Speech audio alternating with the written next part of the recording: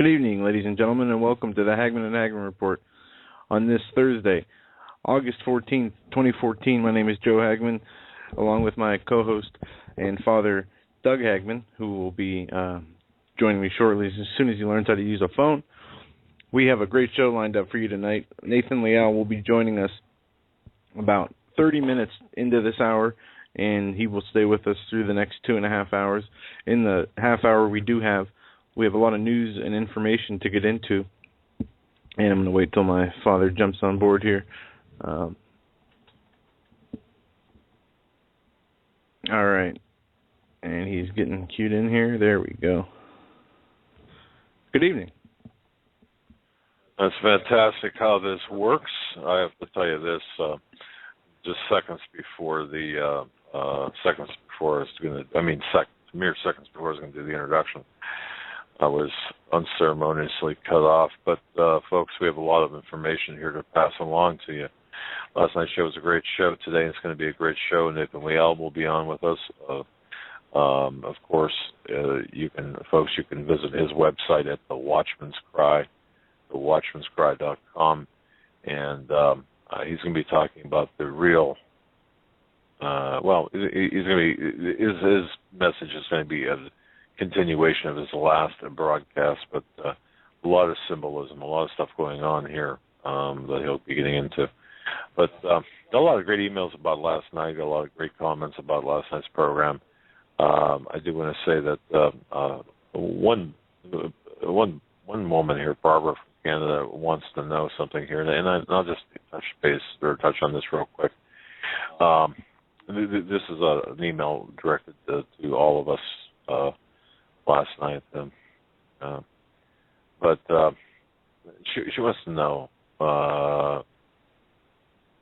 She says, I listen to every chance I get. Usually in the morning after your broadcast. There's a lot of pressure to hear no evil, speak no evil, see no evil, mounting all around us. What is really meant, she writes, is to acknowledge no evil. And isn't that the truth? And as we talked about last night, the church seems to want to do just the happy dance, as she calls it. And she writes that she remembers thinking years ago that people like Chuck Missler and others were exaggerating when he said the true church in America would have to go underground. And we're seeing it happen today. A lot of people without us, she writes, would be lonely out there. And she said, I'm wondering if sometime when Steve and Pastor Langford are on, if you could explore the phenomena of men professing to be Christians who seem to have abdicated leadership in their homes and in their communities. They've basically curled up into a spiritual ball. They don't want to wake up. And is this a real expression of men's hearts will fail them? She writes that she'd love to hear our take on it. And I got to give you my take on this a little bit, at least how I feel about it. I do think that there's a tendency to downplay what's really taking place, tremendously. Downplay what's taking place, and to say everything is just fine, not to worry about everything, because that's the easiest thing to do. Let's say right now, that's the absolute easiest thing to do. And if you can still go out and buy your Starbucks or buy your Tim Hortons here in the Northeast, or if you can still go out to the mall and shop at the mall, everything is fine, right? If you can still get gas and put gas in your car and get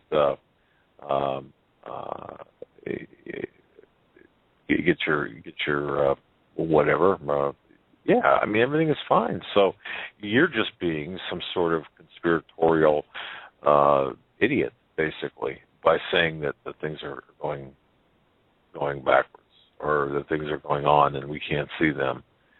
And I personally believe, and in fact,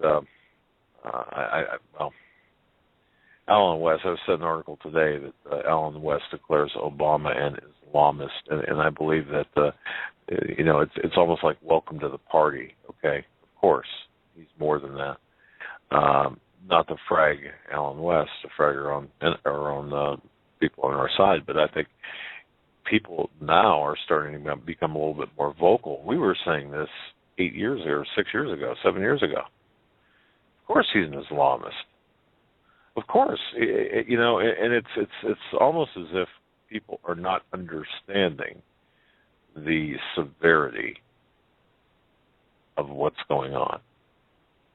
So if you're feeling that way, don't feel alone. Just don't feel alone. There's a lot of speculation about what the renegade in chief is up to on vacation at Martha's Vineyard, doing his presidential duty, playing golf a lot here. And there's a couple different theories. He's coming back this weekend. And there's an article from The Hill. Why is Obama returning to Washington? President Obama won't make any major announcements on immigration reform during his secretive mid-vacation trip back to Washington next week, the White House said Wednesday. The president is expected to return to the White House on Sunday, but officials won't say why Obama is taking the unusual, costly trip back to Washington, after which he will go back to his vacation at Martha's Vineyard. I've seen and gotten information that he could be writing a series of executive orders pertaining to illegal immigration, an amnesty. Up to 5 million illegals could be legalized. I've seen it could be an announcement on Ebola. And I've heard many other theories and rumors about his return on Sunday from vacation. And Dad, I don't know if you've heard anything, but I saw this article today. Yes. Putin. Rumors. Okay. Putin says the petrodollar must die. The dollar monopoly in energy trade is damaging Russia's economy. Did you see this? Yes, I did. Well, we talk about this constantly, and I don't know if you've heard back from V, if we have any plans of when he'll be on next, but this article goes on to state, on one hand, despite initial weaknesses following Europe's triple-digit red alert, futures declined only to surge higher after some headline or another out of Russia was again spun to suggest imminent Ukraine de-escalation. It goes on to say, perpetuating a rumor which was set off by a Russian media outlet tweet last week that has sent the S&P futures over 50 higher than less a week on nothing. On the other side, Putin just said the following, which no matter how one spins it, it shows precisely how Russia has inclined vice versa for future escalations. Putin says Russia should aim to sell oil and gas for rubles globally, as the dollar monopoly in energy trade. All right, is what have we been talking about? What have we? Sorry to cut you off, but what have we been talking about for the better part of 2 years? The fact that we are engaged in a proxy war with Russia, and of course, the asymmetrical warfare here at the very, very, very, very top. We know that Obama, Putin, they're all controlled by the same group of individuals. However, it's kind of like the sports teams. I'm trying to appeal to the sports enthusiasts out there. You're rooting for the Dallas Cowboys, you're rooting for the Chiefs, whatever. It doesn't matter. And you think, oh, that's it. The Chiefs are my team. Oh, the Cowboys are my team. All the stats, got them all down, right? Well, hey, guess what? How would you feel if I said, look, every team is owned by the same group of families, group of individuals? Well, that's okay. It don't matter to me. Well, look, that's the way it is here. But see, we're engaged in a proxy war with Russia and the United States. That's through Syria,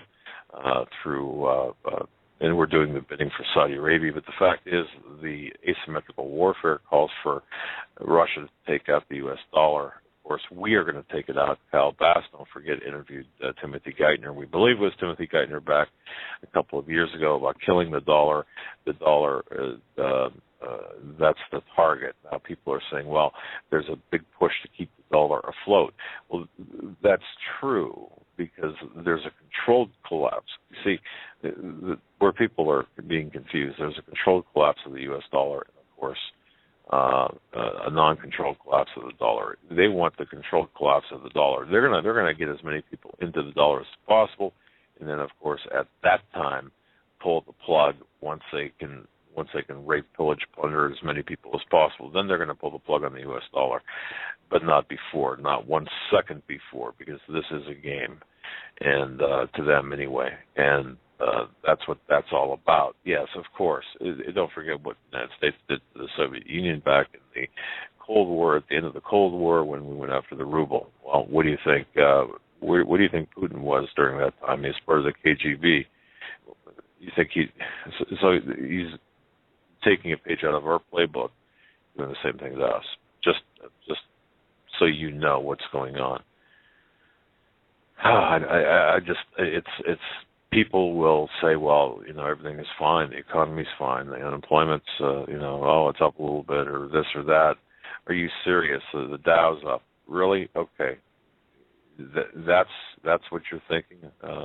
Home starts are up, so we're looking at a potential recovery. Oh, come on. I mean, if you're that far gone, put your faith into the stock market. If you're that far gone to put your faith into these other matters, then go watch cartoons. I'm done. All right. Well, people have seen what's been going on in Ferguson, Missouri, as the protests have turned peaceful. They went from rioting and looting to peaceful protests in the last few nights, and there are several videos and articles about different news personalities being detained by police officers, rubber bullets and tear gas being shot on peaceful protesters. And this is from the Washington Post today. The Pentagon gave nearly $500 million of military gear to local law enforcement last year. And it says the events in Ferguson, Missouri this week are an uncomfortable reminder of the militarization of America's police and small-town law enforcement agencies. The photos coming out of the town of heavily armed officers in full combat gear squeezing off against unarmed protesters look like images we're used to seeing from Gaza, Turkey, Egypt, but not from a Midwestern suburb of 21,000 people. One of the ways police departments have armed themselves in recent years is through the Defense Department's excess property program, known as the 1033 program.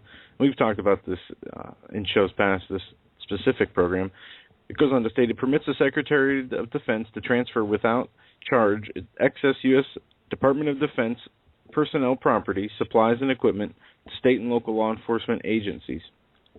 And we are seeing this today being rolled out and used in Ferguson as 2 Department of Justice protest marshals have rolled into town to help train people in part in demonstrations in what they're demonstrating over the fatal shooting death of 18-year-old Michael Brown. According to Ferguson Mayor James Knowles, who spoke with the Daily Caller Wednesday, this town of about 20,000 just north of St. Louis has become a flashpoint of strife after the Ferguson officer shot Brown in an altercation Saturday. It goes on to state the Department of Justice has sent 2 protest marshals into town. 2 protest marshals. 2 Department of Justice employees are working for Community Relations Service Divisions, are on ground working with these local groups. The federal agents are conducting training for the group's best practices for participating in protests. The goal is to help them become more constructive, the report says.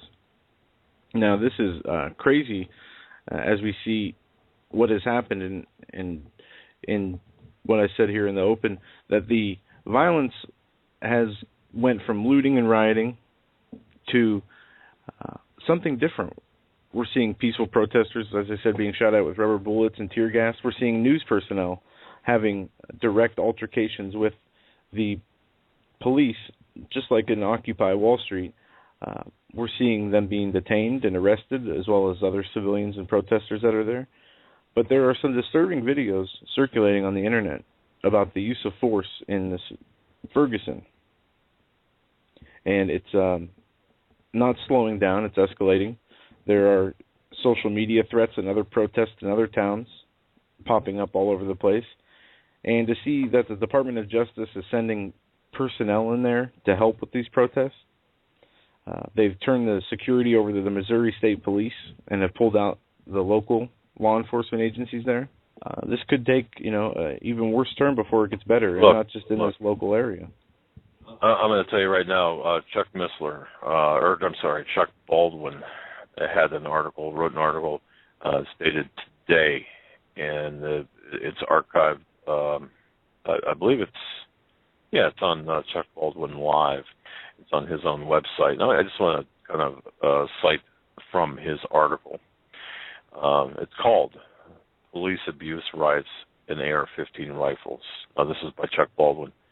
Folks, if you haven't seen this, if you haven't read this, do read this, okay? I'm just going to paraphrase from it. The emphasis is mine, not his. If you don't, referencing an AR-15 or a 223 or a 308 type rifle with semi-automatic, Okay, here I go again. If you don't have a 223 or a 308 semi-automatic rifle, certainly get one. Get one now. Because he writes that the recent killing of an unarmed teenager by a Ferguson, Missouri police officer incited riots in and around the northern St. Louis area. Now, you got to know the demographics of St. Louis, but I'm not going to get into that. That's me, not him. As usual, the police version and the version of several eyewitnesses, and the witnesses lie in stark contrast. Of course they do. They're always going to. That's an age-old problem that we've had. The police version is, according to Baldwin, the young man was struggling with the officer and trying to take his weapon from him, and the officer fired his weapon in self-defense. Several eyewitnesses, however, say the young man had his hands in the air as if he was going to surrender. That's my saying, when the cop just shot him. The latter version is more popular. It was a more popular view of the local residents, which prompted hundreds of people to riot. Now, yes, the victim was a young black man. And he writes, it's very unfortunate and counterproductive when race becomes the focus of any story such as this, but it almost always does. Our propaganda media, I love it, which loves to use the race card, almost always makes any such tragedy some kind of racial discrimination story. That's very true. And sometimes it is. Now, but more often than not, race has nothing to do with it. Okay, now it's very unfortunate that among the vast majority of God-fearing law and order Americans, policemen are automatically assumed to be guiltless in the face of accusations of police abuse. Don't you find that? In fact, if you've ever served on a jury, you're asked the question that, are you more likely to believe a police officer over a defendant? And believe me, you're automatically going to say, oh, yeah, yep, you betcha. It's almost as if when a guy puts on a badge or a woman puts on a badge and a gun, he or she becomes incapable of human misconduct. Now, as Baldwin writes, am I suggesting that the majority of police killings are unjustified? I am not. I still believe that the vast majority of our men and women in blue, brown for sheriff's deputies, of course, are sincere, law-abiding people who have a tough job, that they do outstandingly well. The vast majority, but not all, certainly not all. And he writes that, sadly, incidents of police abuse seem to be skyrocketing. Now, I agree with him. I agree with him on this, okay? Examples of police arrogance and overreach are ubiquitous. Absolutely they are. More and more law enforcement personnel have us versus them mentality. Absolutely they do. And then, and the them, by the way, are us. It's me now. Okay, more and more policemen have a shoot first and ask question later mindset, and more look upon their fellow citizens as the enemy. And this is a true story he points out in this. There was a Christian policeman who was recently asked to speak at a church gathering. Now think about this, folks. The officer works in the traffic division of a small town. I don't know how many small towns have traffic divisions, but we'll just take it as such. Mostly he gives out parking and speeding tickets. As he opened his address to his fellow churchmen, he said, I'm a cop. I work among the dregs of society. Oh, really? People who get parking tickets or drive a little over the speed limit are the dregs of society? Baldwin writes that statement alone should have disqualified everything that this officer had to say after that, but sadly the vast majority of Christians in the audience thundered their approval and with choruses of amen and applause and what have you, and that illustrates the depth of the problem we are facing. Putting on a badge and a gun makes a man no more righteous than putting on an apron or a fire suit or a clergyman's frock or a helmet of a welder or a lab coat or anything else. If anything, putting a badge and a gun on makes a man more accountable or a woman more accountable for their actions than any other profession. So what Joe was saying, too, before you get into that, the incident in Missouri obviously still being investigated. There are plenty of examples of police conduct that is either questionable or downright Gestapo-like. And there are many, many, many examples of that. But the New York and Missouri incidents, especially after the Missouri incidents, the U.S. Justice Department has announced that it is widening its involvement in local policing in an attempt to curb the growing abuse of power. And he writes, and I echo, are you kidding me?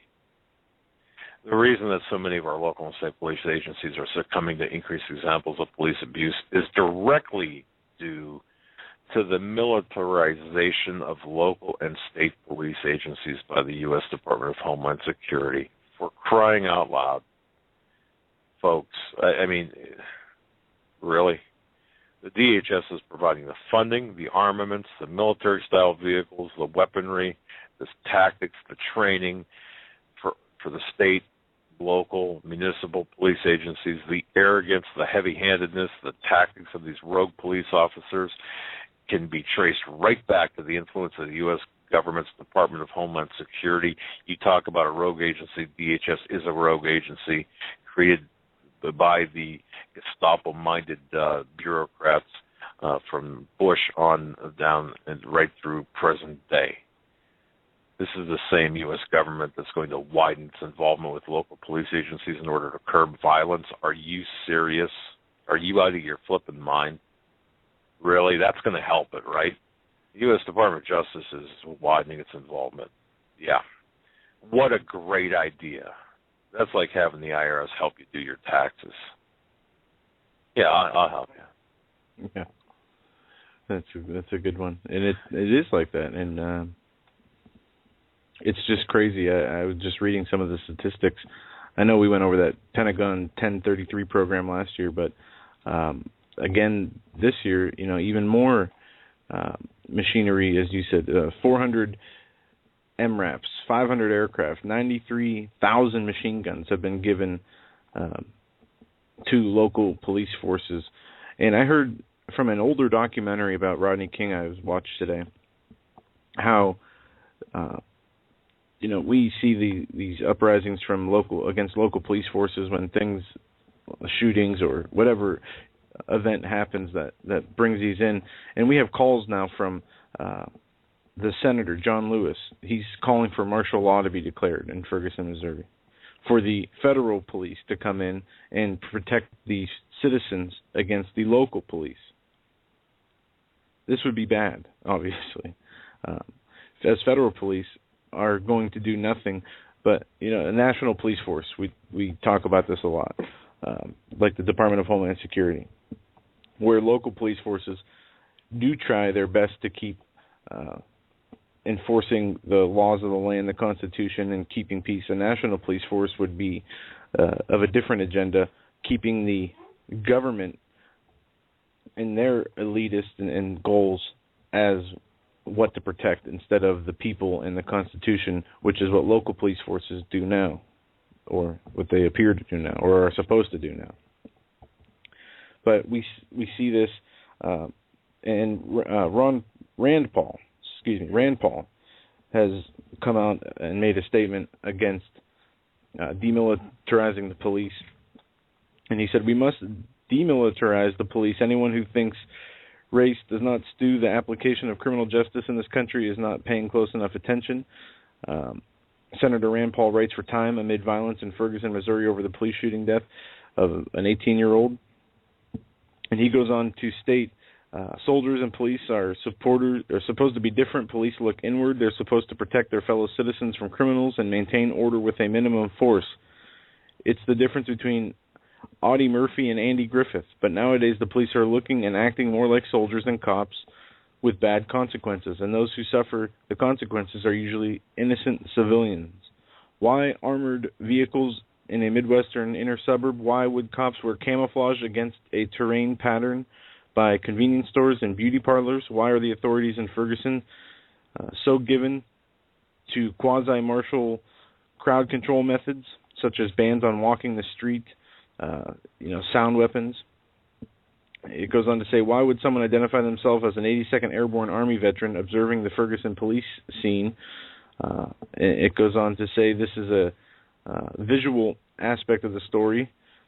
There has been a overpowering of police forces confronting unarmed protesters who are seen waving signs or hands. Most of the police officers are good cops and good people. It is unquestionably a difficult job, especially in the current circumstances, but there is a systematic problem with today's law enforcement. Just as government is turning big, and as big government is the heart of the problem in Washington, any type of, turning towards as I said, the national or federal mama and papa bear, as one would say, or the federal dole, turning towards them for solutions, and these are my words, is the problem here. Because you don't just get their help with equipment or different little things. You get more than that. You get their agenda, their personnel, their artillery, and so on and so on. And people have to realize that there is a time coming in this country where, if we can't peacefully resolve between citizens and authorities how to move past a shooting or hold these people accountable. Now, the police force in Ferguson haven't done what they said they were going to do by releasing the name of the cop and the details of the shooting, and they've done some things to stoke up the crowd even more, and we see that, as you said, the DOJ is getting involved. It's just crazy. Let me give you my take on Ferguson. Ferguson is right now, if not a beta test, it is actually being used to really begin the actual racial riots. The Summer of Rage. Remember the Summer of Rage back in the 60s? What was it, 68, 67, 68? Remember the burning of various cities. Cleveland, Ohio burned. My goodness, Los Angeles. It was crazy. Now, what I see taking place right now, if you look at the behavior of the Ferguson Police Department, they're backing away. They're allowing the looting. There's a provocation there by sight. There's a visual provocation. If you watch you won't find this on the mainstream media, but if you watch what's going on with the Ferguson Police Department, they're backing off, allowing things to take place. They are enforcing nothing. They are actually cultivating an environment that will allowing this racial strife to grow stronger. Now, why in the world would that be? Well, I think the answer lies in Baldwin's reference to the fact that the DOJ is involved. I believe, it is my honest belief, based on my analysis as a career investigator, looking at the human behavior, that the Department of Justice, that the Obama the renegade in chief, I'm glad I didn't break my own rule. We don't have too many rules in this on this radio program. Of course, no cussing. That's sometimes, that's red buttons far away when that happens. Google is not a verb, and what was the other rule I was going for here in this case, Joe? You could read my mind. Anyway. I don't know. I don't follow the rules. Yeah, well, anyway. But the fact is this. Look, if you watch what's going on with the Ferguson Police Department, you're watching the militarization of the police department.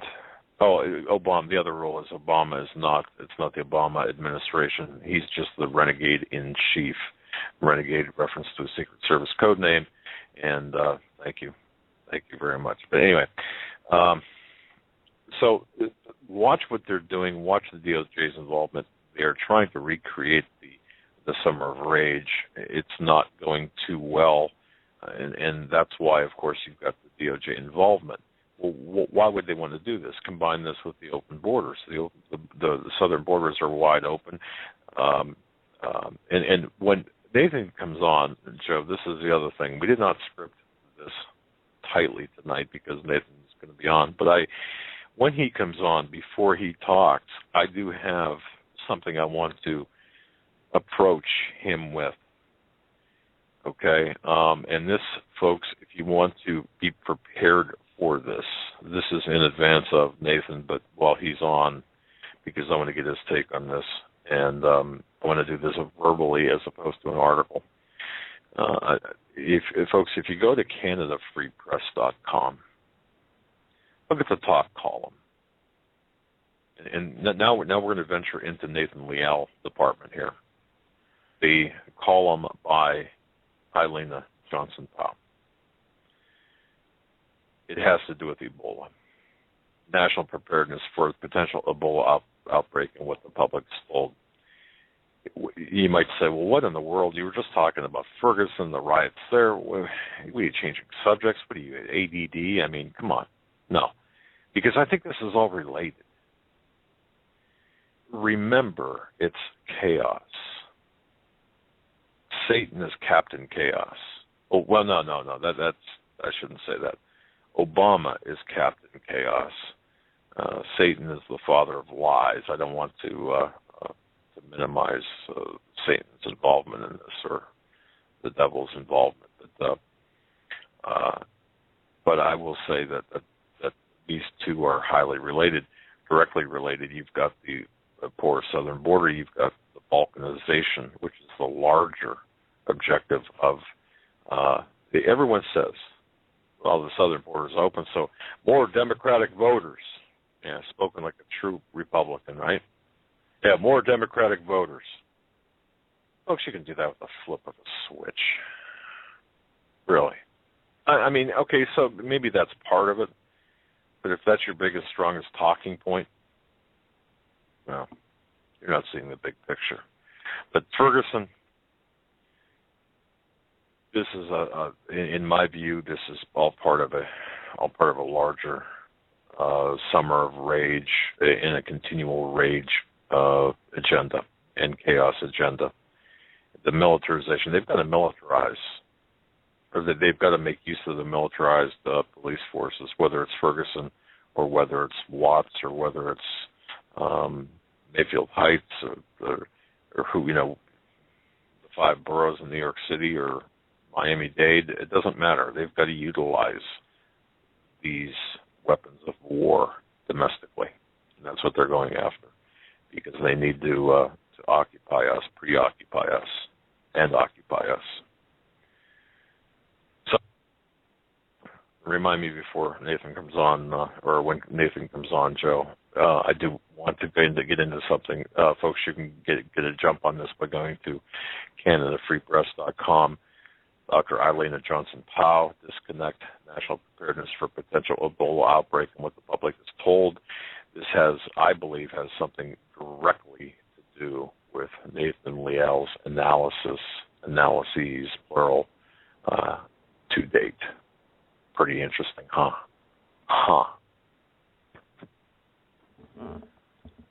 And Nathan should be joining us any time now. But until he does join us, one more piece of news I wanted to hit on from yesterday. The United Nations, we all know the ceasefire and what's been going on with Israel and Gaza, but the United Nations appointed an anti-Israeli lecturer to investigate Israeli war crimes in Gaza. Appointment a complete travesty of justice.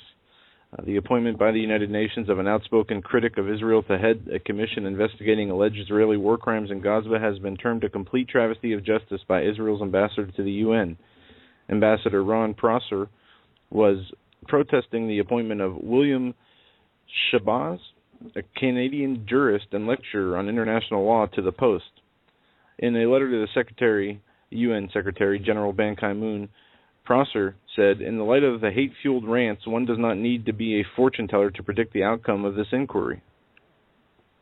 In a tape shown on Israeli Channel 2 last night, Shabazz is telling colleagues last year that the person he would most like to see tried by the International Court of Justice was Israeli Prime Minister Benjamin Netanyahu. He also suggested that the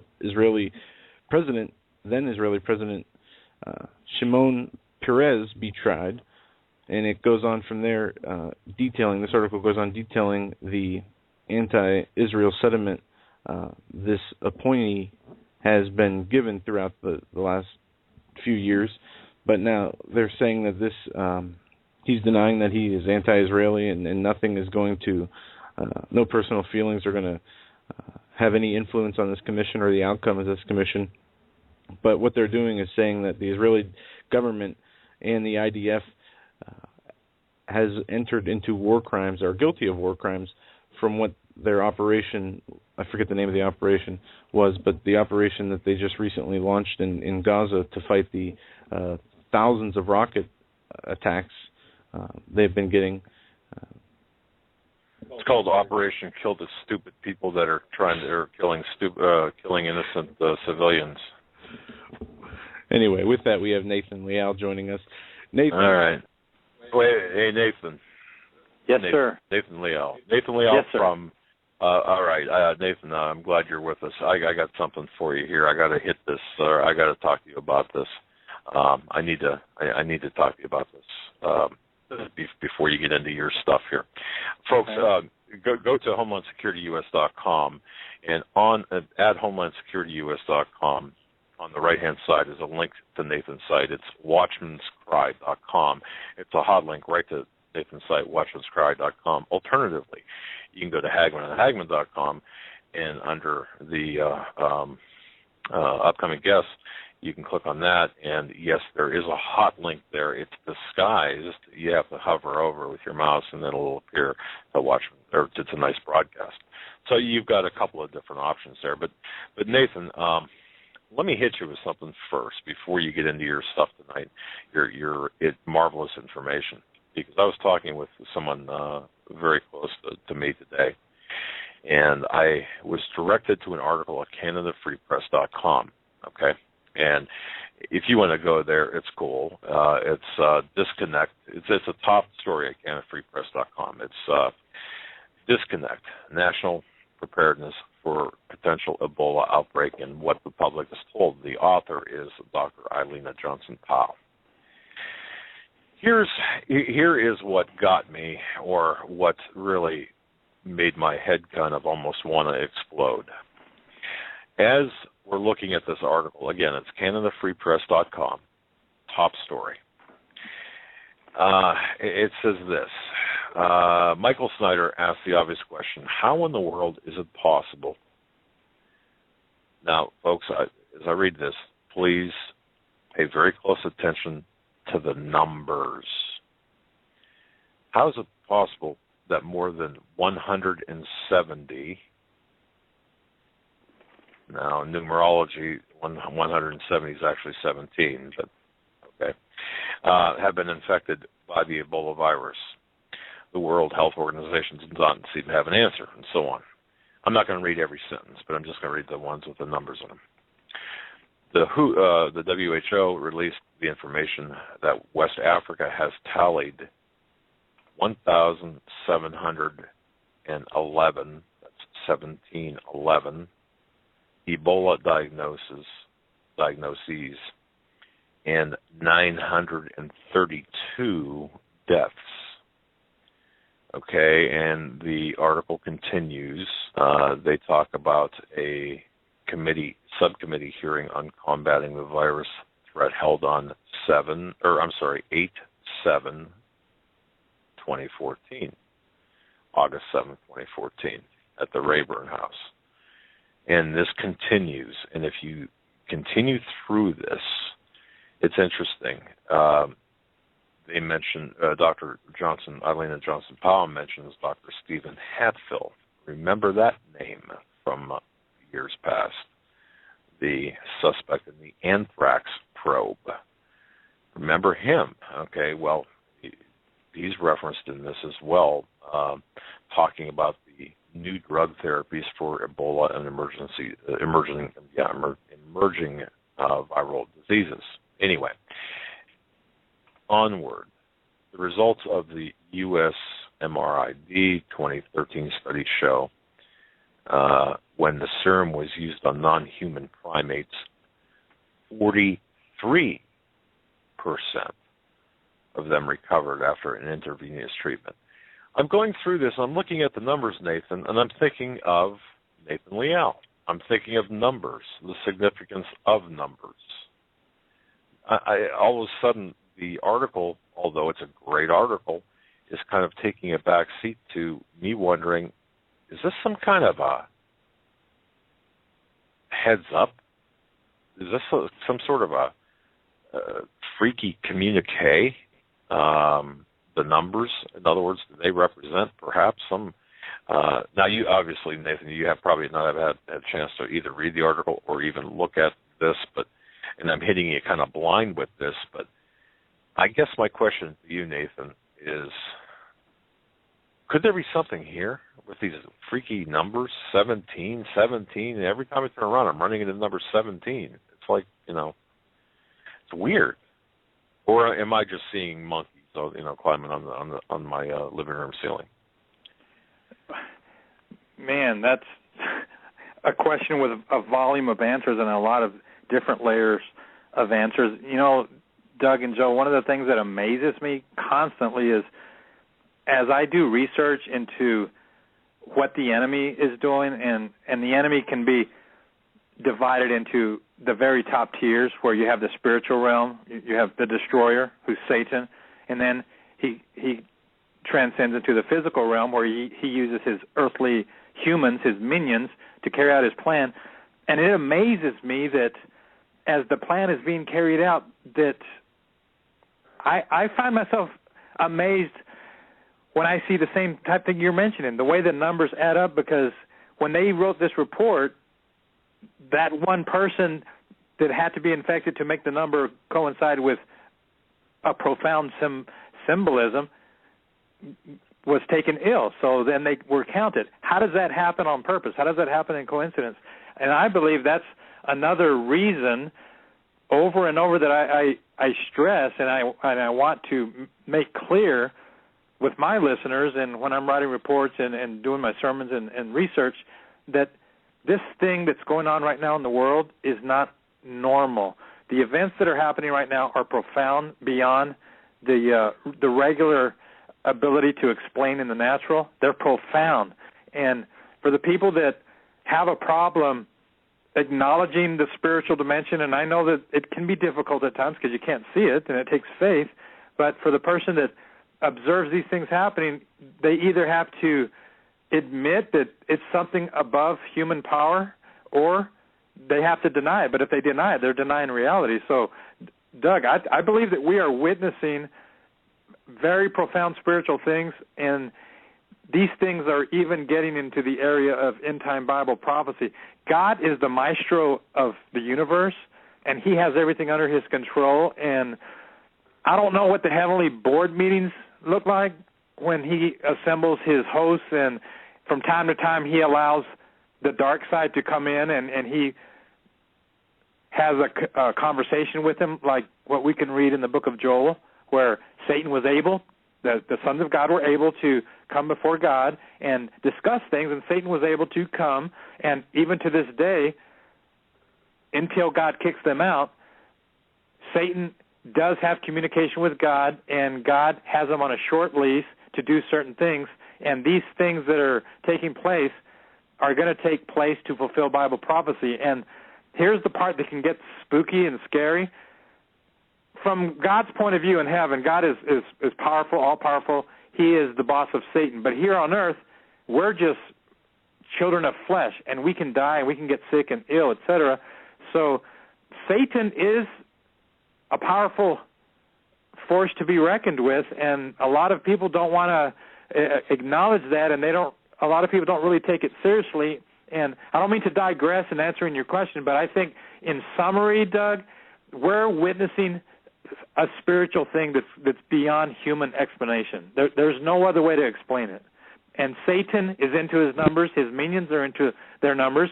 His followers are into numbers, and some of them do it on purpose, but some of them, it's amazing how things just happen on dates that are beyond the ability for man to have anything to do with it.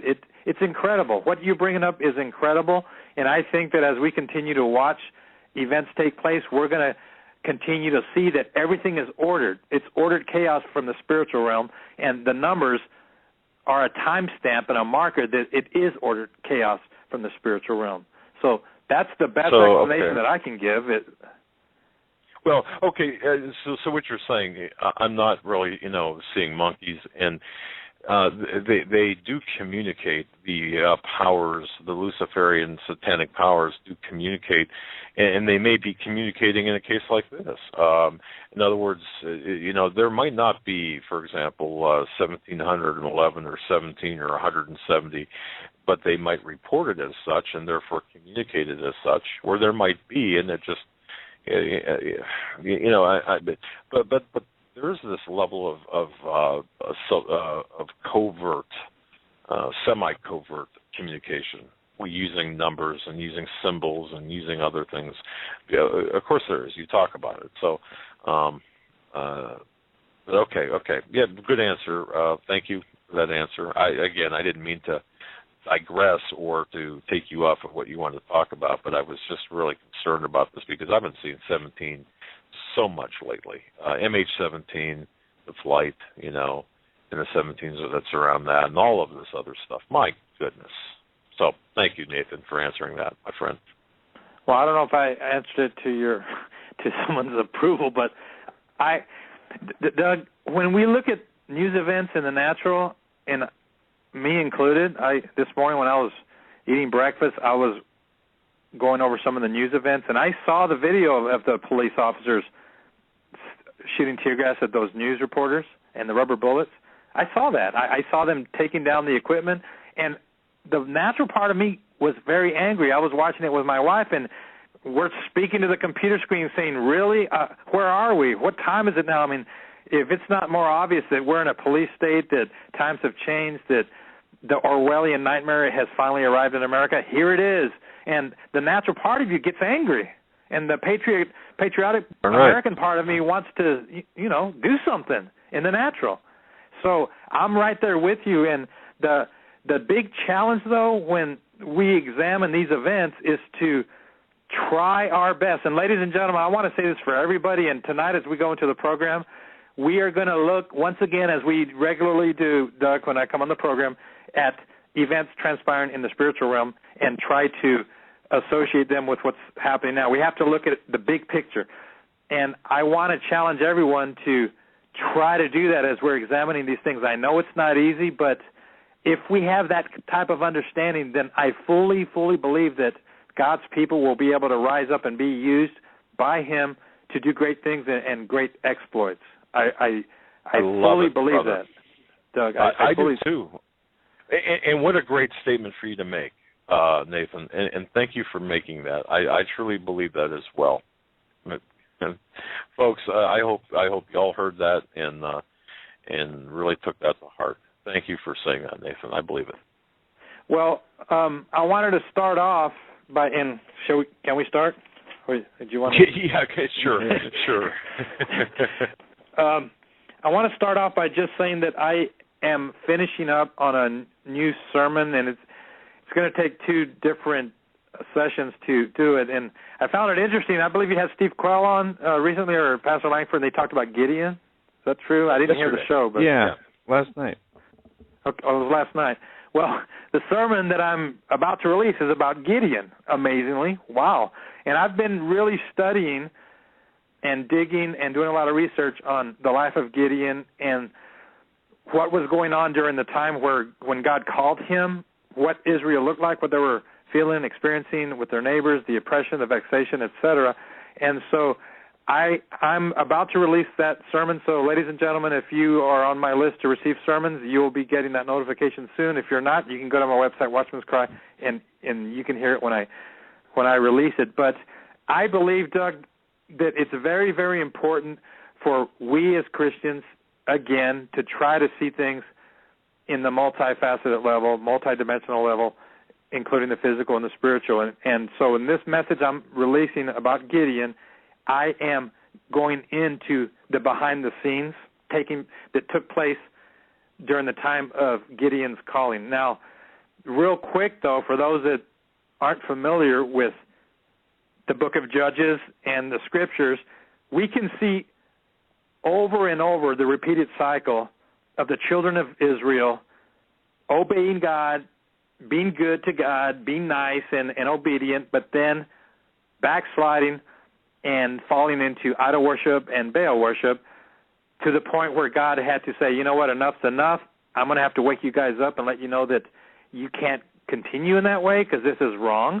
So God would punish them and allow vexation to come to Israel, and the vexation that God allowed was a judgment that transpired in oppression and invasion from the neighbors. So when Gideon was called, Israel had been oppressed for 7 years by their neighbors, the Midianites, and the Midianites were a bane in their existence. They were a thorn in their side. They were briars on their side. They were their neighbors, and the Midianites had been an aggravation to Israel for centuries.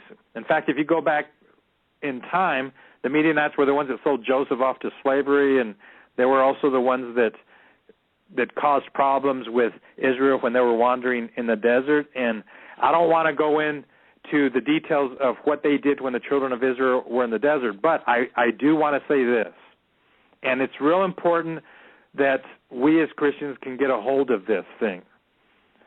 The children of Israel were told by God over and over not to participate in Baal worship. And for some reason, they found themselves disobeying that order. Now, when most Christians today, Doug, consider and think about what was the attraction of Baal worship, most pastors today, when they talk about Baal worship, they illustrate Baal worship from the standpoint of, well, there's these statues that Israel just couldn't resist bowing down to. What? Why couldn't they? I don't know, but they found the statues so alluring they had to bow down to them. And most people who have not researched Baal worship would conclude with that. And when I was a younger Christian, I always wondered about it. What was the attraction of Baal worship? But if we were to take the time to really analyze what Baal worship is, it's good old-fashioned fornication and adultery and sexual orgies. Because Baal worship, when they had their little ceremonies and their rituals, part of the ritual included an orgy and everyone playing with each other, and you know, when the golden calf story that we hear about, when the children of Israel built their golden calf and had Aaron make it, and God got angry with them, it was the same thing. So Baal worship includes sexual sin, and there is something very, very powerful about sexual sin. Sexual sin transcends the regular physical realm of violations to God's laws, because it gets into the spiritual. And I'm bringing this up because America today is, of course, backslidden. They have forgotten God, but for the most part, when we analyze America and see what some of America's problems are, sexual sin is one of the biggest problems that's taking place here in America. And when a country falls into sexual sin, satanic forces are able to come in and then wreak havoc on the country. Now, the sexual sin I'm talking about is not just fornication or adultery. It spans a lot of perversion that's happening in America. And here's the part that's disturbing, Doug and Joe. The perversion that is taking place in America is being endorsed by the media, entertainment, Hollywood, politicians. Obama declared, I believe it was June or July, Gay and Lesbian Month again, as his regular habit is. And states are passing laws that are legalizing gay marriage, which is perverted. And Satan knows that if he can get a nation perverted in the sexual area, that nation will have chains of bondage where they will not be able to break. It'll be very difficult for the people of the nation to understand that they are in a bondage. And so as a result, here in America, that's what we see happening. Hollywood promotes the gay agenda, and the gay agenda is now a very popular topic that is promoted in TV programs, comedies, movies that are coming out. In the NFL, we have the first gay football player now that came out of the closet. In colleges, they're coming out. In our military, they're being paraded. And over, we read in the book of Isaiah, woe to those who call evil good and good evil. But here in America, evil is now good, Doug and Joe.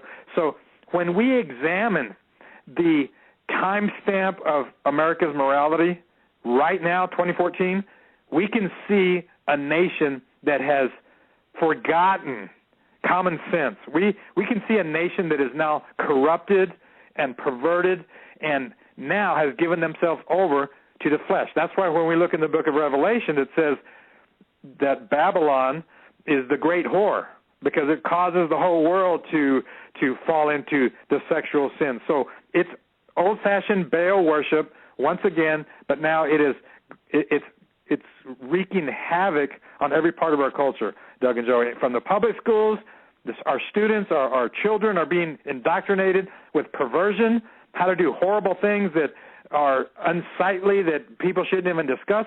It's now out in the open, down to the kindergarten age, middle school, high school, indoctrination. The perversion is all throughout our culture. So when we see and evaluate and diagnose the purity of America, we get a failing grade. We get a big fat F, ladies and gentlemen, and because we have a big fat F, this is why God then does the next stage of his judgment. Now, getting back to what I was talking about regarding Gideon. In the book of Judges, chapter, and I'll just share this real quick. I'm not going to go into the entire message, but in the book of Judges, chapter 6, it starts out, the very first words of Judges chapter 6 say, then the children of Israel did evil in the sight of the Lord. That's how it starts out. So right out of the gate, then. And then the next sentence says, so the Lord delivered them into the hand of Midian for 7 years. And the hand of Midian prevailed against Israel. Because of the Midianites, the children of Israel then had to hide in dens, caves, and they had to bug out and try to get away from their oppressors. But, Doug, the frustration in the natural. Now let's get back to what I was saying this morning when I was eating breakfast. I'm looking at this news report, and I'm watching the police fire tear gas at the news people, which is a blatant disregard for the Constitution. But it's right there, out in the open. How can they get away with that? How could this happen? How did we get here? And in the natural, we scratch our heads and say, how? I'm mad. I want to do something about it. Who do I call? Who do I write? Who do I email, etc.? But we have to look at this event beyond the natural. We have to look at it in the spiritual. So why is it happening now? Well, let me just paraphrase the verse in Judges that I just read. When I said the children of Israel did evil in the sight of God, let me paraphrase that. Ladies and gentlemen, hear this. Then the children of America did evil in the sight of the Lord, so the Lord delivered them into the hands of their enemies. So if we want to really see and comprehend and accept what's going on today in America, we are watching the judgment of God happen in America because America is full of spiritual misfits and spiritual knuckleheads that have forgotten the law of God. Plain and simple, Doug. Ladies and gentlemen, that's the reason. Patriots of America that are listening, that's the reason. for the government employees that are listening and members of the military that are mad at Obama, that's why it's happening. So what do we do about it? How do we get out of this mess? Well, that's going to be the topic of the next few years, because America is still blind. They will not acknowledge where they are. They will not acknowledge that they're dirty and corrupt. Americans, for the most part, do not think about this. The pastors behind pulpits are not grieving and lamenting over this. So as a result, we're going to be in a mess for several years. And, Doug, I see that we're at the top of the hour. Do you want me to hold that thought or continue? Nathan, no, hold that thought. This is a good stopping point here, and I apologize for taking the few minutes I did initially, but I wanted to get your take on that. Folks, you're listening to that. Welcome to hour number 2 of the Hagmann and Hagmann Report on this Thursday, August 14th, 2014. Our special guest tonight is Nathan Leal. His website is watchmanscry.com. Bookmark that website. You'll see video updates, article updates, constant content given to you on this website. There's a forum on here, an interactive forum, and all types of good and informative stuff that you need for this time that we live in. Nathan, I'm going to turn it right back over to you and let you get right back into where we left off. Thank you, gentlemen. Well, I have a lot of different things that I want to mention to the listeners. There's a lot of topics I was going over. I was praying. I was asking God, what do I talk about? And by the way, I do ask God for every program, Doug and Joe, what he wants me to share. And I have a whole handful of different topics, so I'm going to just go through them. Is that okay? So we're not going to hit all one topic. In the third hour, we're going to talk about the New World Order and the Illuminati and some symbolism. I'm gonna ask for the listeners to help me out figuring out, including you, Doug, because I found some things that I still haven't entirely figured out, but I believe that it's very profound, so we're going to talk about that. But one thing I wanted to start out with is I wanted to report that 2 weeks ago, on Saturday, we had a very weird storm come through here in Idaho where I live, and I don't know if you heard about it, Doug and Joe. Of course, you've probably been seeing all the weird weather everywhere. The Frankenstorms, New York got a lot of rain recently, and Detroit got a lot of rain, and it was a storm that came out of nowhere. I was going to barbecue some hamburgers, and I looked up into the sky. It was about 7 o'clock in the evening, and I told my wife, those clouds do not look right. I'm going to have to – I had charcoal. I had just started them. The fire was getting just right to put some hamburgers on, and I looked at the sky, and I said, that does not look right. I got to put this fire out because we're about to have a bad storm. So I sprayed the hose on my barbecue pit, and then within 30 seconds of me putting out the fire, the wind started, and there was no rain, there was no thunder, it was just wind. And, in fact, the sky was still partially blue, but the wind started to blow, and it got stronger and stronger to the point where the trees around my house started breaking. And I have trees that are 2 to 3 feet thick around my property. Up here in Idaho, we have old-growth lumber. And I saw the trees. We have trees that are about 100 feet tall, 150 feet tall, if you can picture the Douglas firs of the Northwest. And these trees were bending at a 45-degree angle to the ground, to the horizon. I had never seen anything like that, ever. And then we started hearing cracking, and all over the neighborhood we started hearing the trees breaking. So then I immediately called to the family, and I said, you guys, we need to pray right now that God protects us, that none of the trees hit our house or hit our cars, or that we don't have experience bad damage. So we got into a circle in our living room, and right within a few seconds of us starting to pray, the power went out, so then it was black. And we started to pray. We held hands, and I prayed, and I asked God to protect us. And, you know, Doug and Joe, the amazing thing about calling out to God when you're not ready, you know, I didn't get a memo in the morning saying, be ready to call out to God this afternoon. You don't get an announcement in advance to let you know that you're going to really be crying out to God in a few hours. It's weird that when it's time to cry out to God, you just do it, and you hope for the best. You try to reach way, way deep inside your spirit for faith, and you try your best to believe, because that's what faith is. You're hoping. Faith is hope. You're hoping that God's going to hear your prayer. So we started praying, and I asked God to protect our house.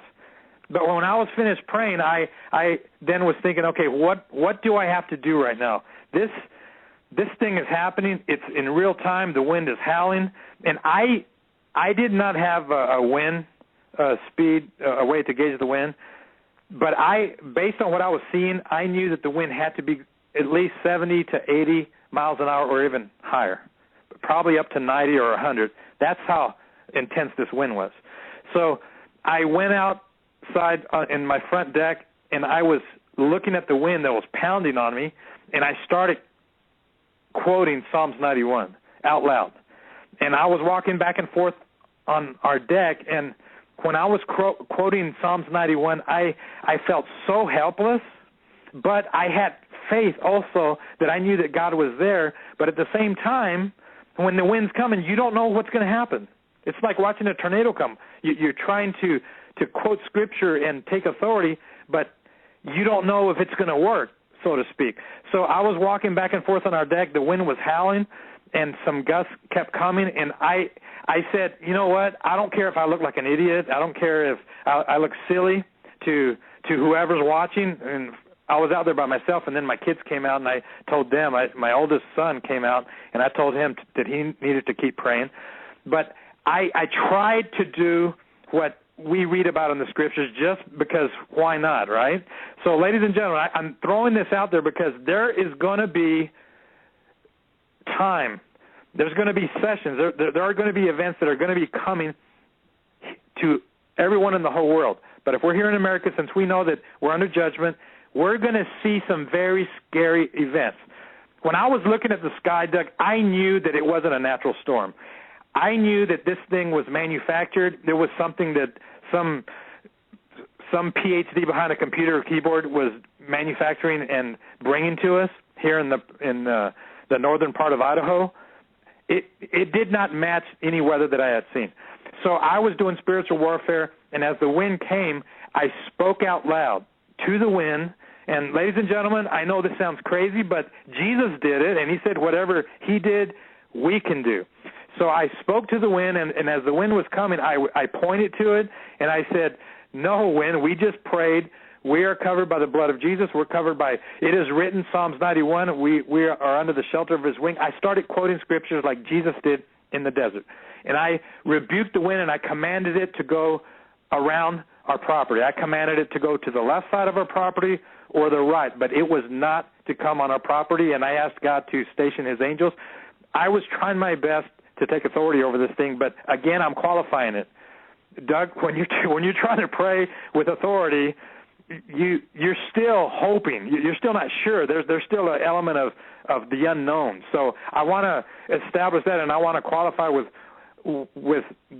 this explaining this to let everybody know that I wasn't some spiritual mighty giant with confidence that I just knew that it was all going to be great, because I didn't know.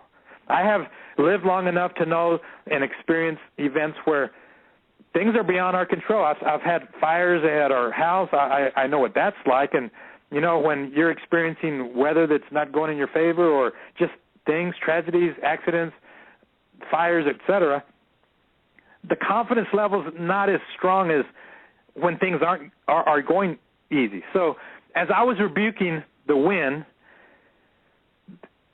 time passed by, 5 minutes went by, 10 minutes, 15, 30, and then after about 45 minutes, it started to die down, and there was still a little bit of light. It was about 9 o'clock in the evening.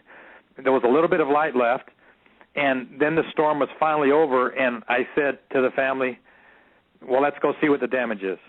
But there was one thing that I wanted to make clear again. Doug, I tried it.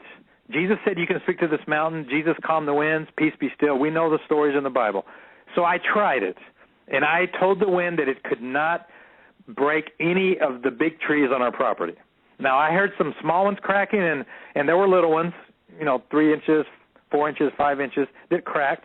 But I commanded it not on our property boundary. It was not allowed to do that. Okay, so the storm was over, and we decided to see the damage. So I walked along the edge of our property to see what damage there was, and there was a tree that is right on our fence line, and this tree is about 3 feet thick at the base, and it snapped off about 30 feet up along its trunk.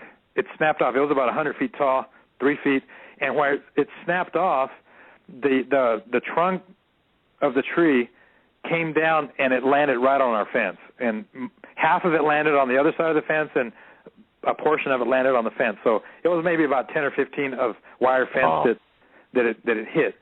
And then there was another tree that hit right on the other side of the fence. It fell, and then a third one, same thing. But as I was looking at it, I was saying, now, and I looked at my wife. I asked my son, I said, now, do you see what I see? We were telling the wind it's not allowed to hurt our property. So the biggest tree that broke along the fence line, along the boundaries of our property. So I said, okay, well, that's interesting. Now, we also told the wind it had to go to the left and to the right. Now, in the book of Psalms 91, where it talks about the hidden in God, in the shelter of the Most High, Psalms 91, we all know that right. Very famous scripture that we quote. It shall not come nigh my dwelling, it shall go to the left and to the right, but not my dwelling. So I was quoting that. All right.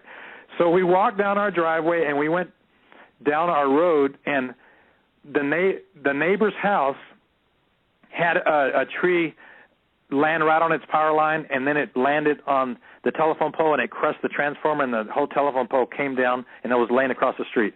So my neighbor had a tree on the telephone pole. Well, actually, it brought the whole thing down.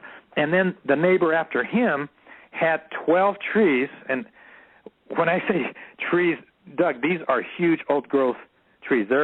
These ones were like 4 feet across at the base, and he had 12 trees all in his front yard that just laid down all over his yard. It crushed his greenhouse. It laid out his power line, and it went across the street. They were so tall that it went across the street and took out the power line also with another transformer, and it was blocking our road. We couldn't even get out. There were like 5 trees laying across the road, and these are huge 3 to 4 foot tall trees with power lines under them. So we're looking at each other, and we're looking at the neighbors. We're saying, what do we do about this? I don't know. Well, let's just get our saws and do our best. So we started cutting. We stayed away from the one with the power line. But as I was cutting, I talked to my wife, and I said, we told the wind it couldn't come to our house. It had to go around us, to the left and to the right. And when I saw the aftermath, the trees on each side of our property, they destroyed everything. We were without power some people were out for 8 days. We were out for 3.5 days after this happened. And as I was examining all of this, Doug, in the natural, it's real easy to say, well, that was just coincidence. That was luck. It wasn't your prayers that made the trees hit the neighbors, but not you. That's all it was, so don't believe. But you know what, Doug? We are not children of the natural. We are children of the supernatural.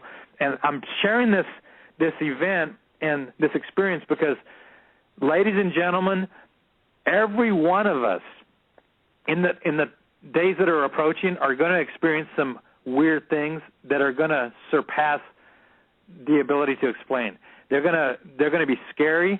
And some of the events are going to be weather events where whether or not it's just regular nature rampaging the earth, or whether it's HAARP or the scientists or the government, the Air Force playing around with their weather control, whatever it is, we're going to see it happen. And Doug, I really, really believe in my heart of hearts that what we experienced then was a dry run by the U.S. government to just see if they were able to steer the weather and wreak havoc on northern Idaho, because here where I live in northern Idaho, there is a very, very high percentage of patriots and people who are just waiting to say no and to be activated, to say, point me, and I'm ready for the revolution, etc. There's a lot of, quote-unquote, people ready to be freedom fighters here in northern Idaho, and the government knows this. They know that when the time comes, they're going to have a force to reckon with, but the U.S. military, on the other hand, the United States Air Force wrote a paper several years ago where it said that they want to own the weather by 2025 and weather control was going to be a force multiplier. Are you familiar with that paper? It's out there. You can get it on the internet. Yes. Yep. So we know that they play with the weather. We know that it's a little toy to play with. And when the time comes, I believe that they're also going to use crazy weather to subdue the people. Well, you know, when the people want to go out there and riot and overturn police cars and say no or what are you doing, all they got to do is flip a switch and make it rain or make the wind howl or send a tornado to make the people shut up. So I'm bringing this up because, ladies and gentlemen, I believe one of the weapons of the New World Order is going to be weather control. So one thing that I really want to challenge everyone with is this.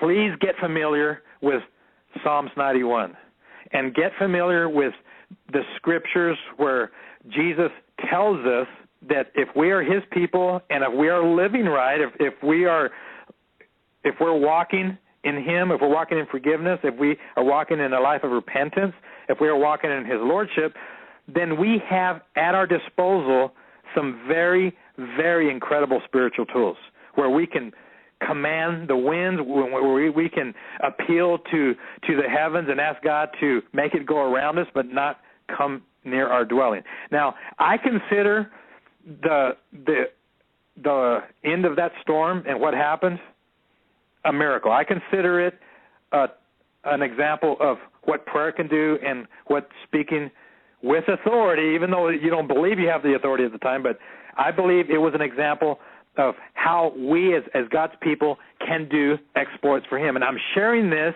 and I believe it happened so I can share this with everybody. Because, Doug, there are people out there that, you know, when we look at all the events happening in the natural, it can get scary. It can be spooky. It can feel helpless.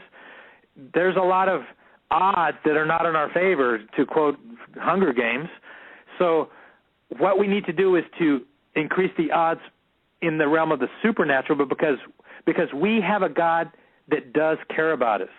Even though we are in judgment here in the United States of America, ladies and gentlemen, yes, the season is dark, and yes, there are scary things happening, and yes, there are going to be some events that are going to anger us, but mercy triumphs over judgment, and the mercy of God is still available for the people that want to get a hold of it and rely on it. So I want to just throw that out, Doug.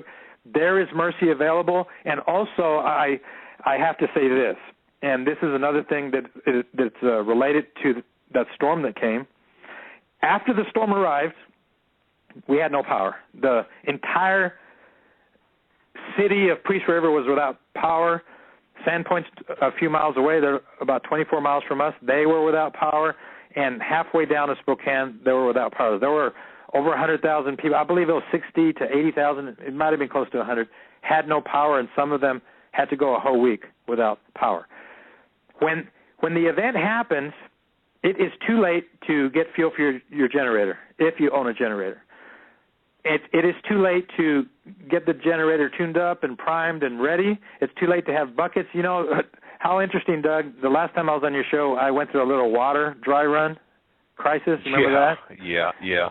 And here we were again, going through it again. But this time around, we were ready. It was amazing. I remember sharing on your program that when you have to think outside the box and live on a generator or to haul water, et cetera, it really wears you out and it drains you emotionally. So when this next event occurred where the power was out, I noticed that it was not as draining. It didn't wear us out like it did the first time. So what that told me was it was the first time was some training. It was a dry run. So I want to encourage everybody to also try your best if you can. If you're able to do this, go through the weekend without power and live off your generator, or try to do the survivalist shelter-in-place type methods to be able to survive. And for the people that haven't practiced, it's going to be much harder. So, ladies and gentlemen, if you have all the stuff, you have all your tools, all the fun stuff you've been buying off of Doug's sponsors and from Amazon.com and all those fun places, all those cool things, the gadgets, Doug, we need to try them out and use them and be familiar with them. And this is what I noticed. The power was out for our whole town. When we went out and about and we were talking to people, we were hearing stories from people that they had no generator. A lot of people were calling the hardware store, do you have any generators for sale? And when you have 60,000 people without power, the generators are going to sell out very quickly. So unfortunately, a lot of people did not have their generators, and their meat was spoiled in their freezers. I heard that tale. It happened for a lot of people. They weren't ready. So the other thing, ladies and gentlemen, have fuel, have a generator, no matter what size it is, at least to keep some of the necessities going, to be able to get water or to keep your freezer, to be able to preserve your perishables or whatever you have that you could lose in the event of power being out. It's very important to do these things right now. And, Doug, you know, it's easy to get on this program and tell the people to do it, and they say, yeah, you know what, we should, and they take notes and write it down, but then 2 or 3 days later they forget. So, ladies and gentlemen, please try to do this. This is the homework from the Hagmann Show here on Thursday night. You agree, Doug? We have to get ready for this. So, I'm with you, brother. Again, ladies and gentlemen, be prepared. That's the theme of what we're doing. Now, here's the other thing that I was going to throw in.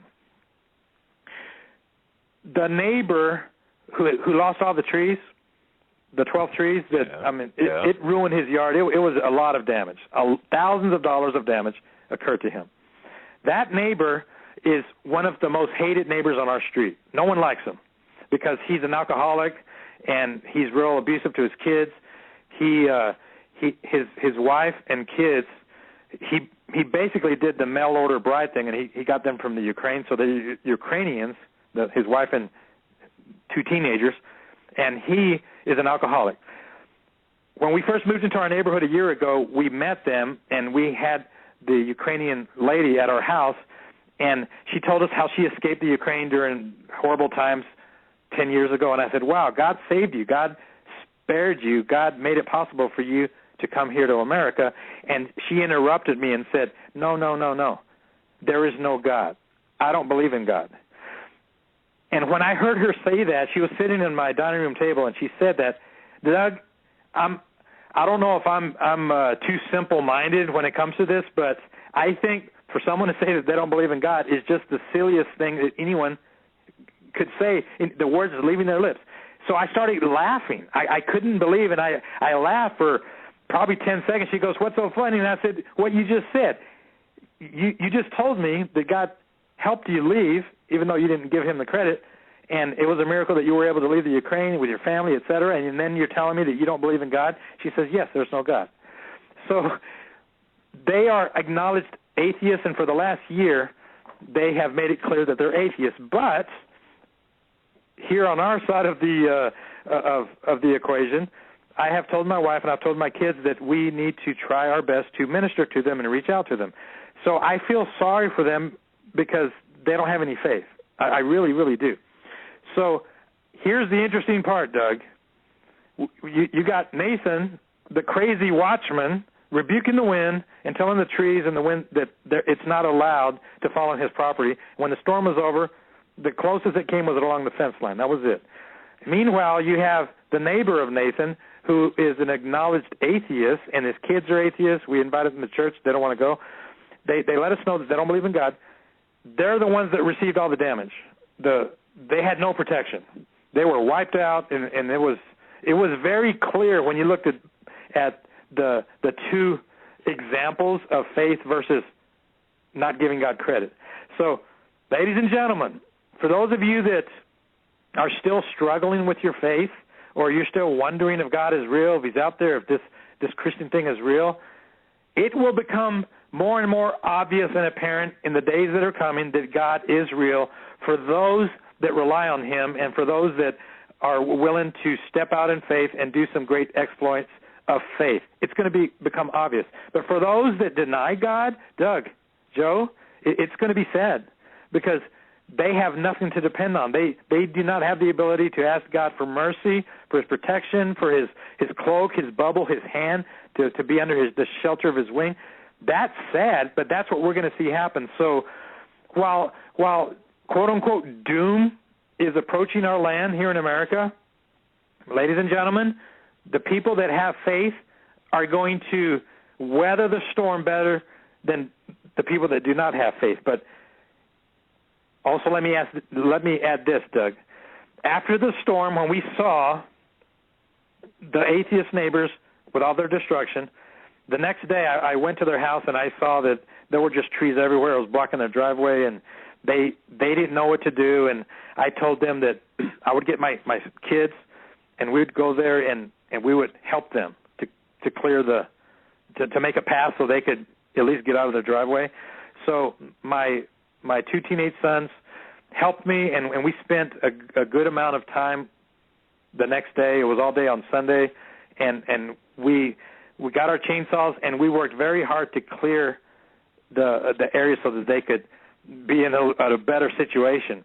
And while we were doing it, I kept whispering a prayer for them, and I kept telling my boys, boys, we're doing this because we don't have a choice. We're doing this because they're our neighbors, and you're supposed to help your neighbor, and God's going to bless us by doing this. And I kept saying that, Doug. We didn't have power, but I just kept saying that because I wanted to make an impact, because no one else in the neighborhood would help them. No one likes them. So we had to do it. So as we were working, by the end of the day, we were worn out, we were tired, we were sore, hot, spent, and then we went home. We turned on the generator, took showers, and then we ate our food, and we went to bed. But in the middle of the night, I got up, and I went to the bathroom, and I was getting back in bed, and the Holy Spirit said something to me. It was very, very clear. It was very obvious. I laid my head on the pillow. It was the middle of the night, and the Holy Spirit said, "Give, and it shall be given to you." And he recited the whole verse. Good measure, pressed down, shall men give unto you. The measure you give is what God will give to you. And the Holy Spirit quoted that. And I didn't know what it meant. And I said, okay, amen. Thank you, God. And I went to sleep, and when I woke up, I told my wife, guess what Holy Spirit told us? Given it shall be given to you. Well, here's the miracle that happened the next day. Actually, it was the day after. I'm sorry. I don't want to get ahead of myself. It was the day after the miracle that happened. We were eating breakfast, and we were planning the day. Okay, we got to go get more fuel, keep the generator going. What do we have to do? We have to move wires around. We have to power up the freezer for a while, and then unplug that, and then hook up the water well so we can take showers. There's a lot of strategic planning when you're using a generator. So we were planning what we were going to do, and we had already been down to the end of the driveway. We knew that the power company had not been on our street. The power lines are still laying across the ground on the street. The transformers laying in the ditch. And so we're eating breakfast, Doug, and the lights turned on of our house. And we looked and we said, how in the world can the lights be on when the power line is destroyed because it comes in where all the transformers were destroyed. And we scratched our head, and then we went down and we looked, and it appeared that the power company had come and clipped the power lines right at the end of our driveway, so everything that went to the east that was on the ground stayed off, which included the atheist neighbors, but everything going to the west, starting from the end of our driveway, the power line, they rerouted the power, and we were the very end of the line. They turned us on. It went the other way. So wow. I couldn't believe it, because that's not the way they do it. There was too much. They spent $1 million repairing. It was outside their budget. They spent a lot of money. It's a small little PUD power company. And I told my wife and I told my kids, I said, you guys, do you see what just happened here? We helped the neighbors because we felt sorry for them, and then the Holy Spirit said, given it shall be given to you. And that was the reward, Doug. We had our power back, and we didn't want to tell our neighbors who had the broken transformers and the atheists. I didn't want to rub it in, so I didn't say anything to them when we went and ran our errands. But we said, how long are they going to be out? And it took 2 more days for them to get theirs back. So it was up to 5 days for them. But this is another lesson that I want to throw out there. Now, Doug, I have heard a lot of survivalist programs. I've heard the Patriots talk about how when the lights turn off and the grid goes down, you got to protect your family, and you can't give away your food, and you can't trust anybody, and if anyone comes up your driveway, you get ruffle your feathers and tell them to keep walking. Right. I don't have anything for you. And I keep hearing the patriots who say they're Christians talk about how it's all for me and nobody else.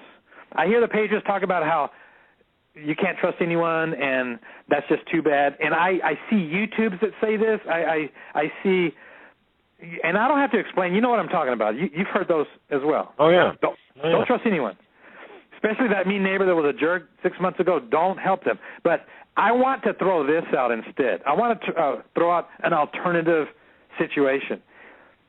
When judgment happens over a nation, it doesn't happen just because God wants to do target practice with his lightning bolts. The reason God does judgment is he wants the people to soften their hearts and repent. He wants them to start behaving. He wants them to start living the way they're supposed to. He wants them to start acknowledging the Ten Commandments, which, by the way, it's summed up in love your neighbor as yourself. And love the Lord thy God and your neighbor. So God wants to see Christians behave like they're actually, truly followers of Christ.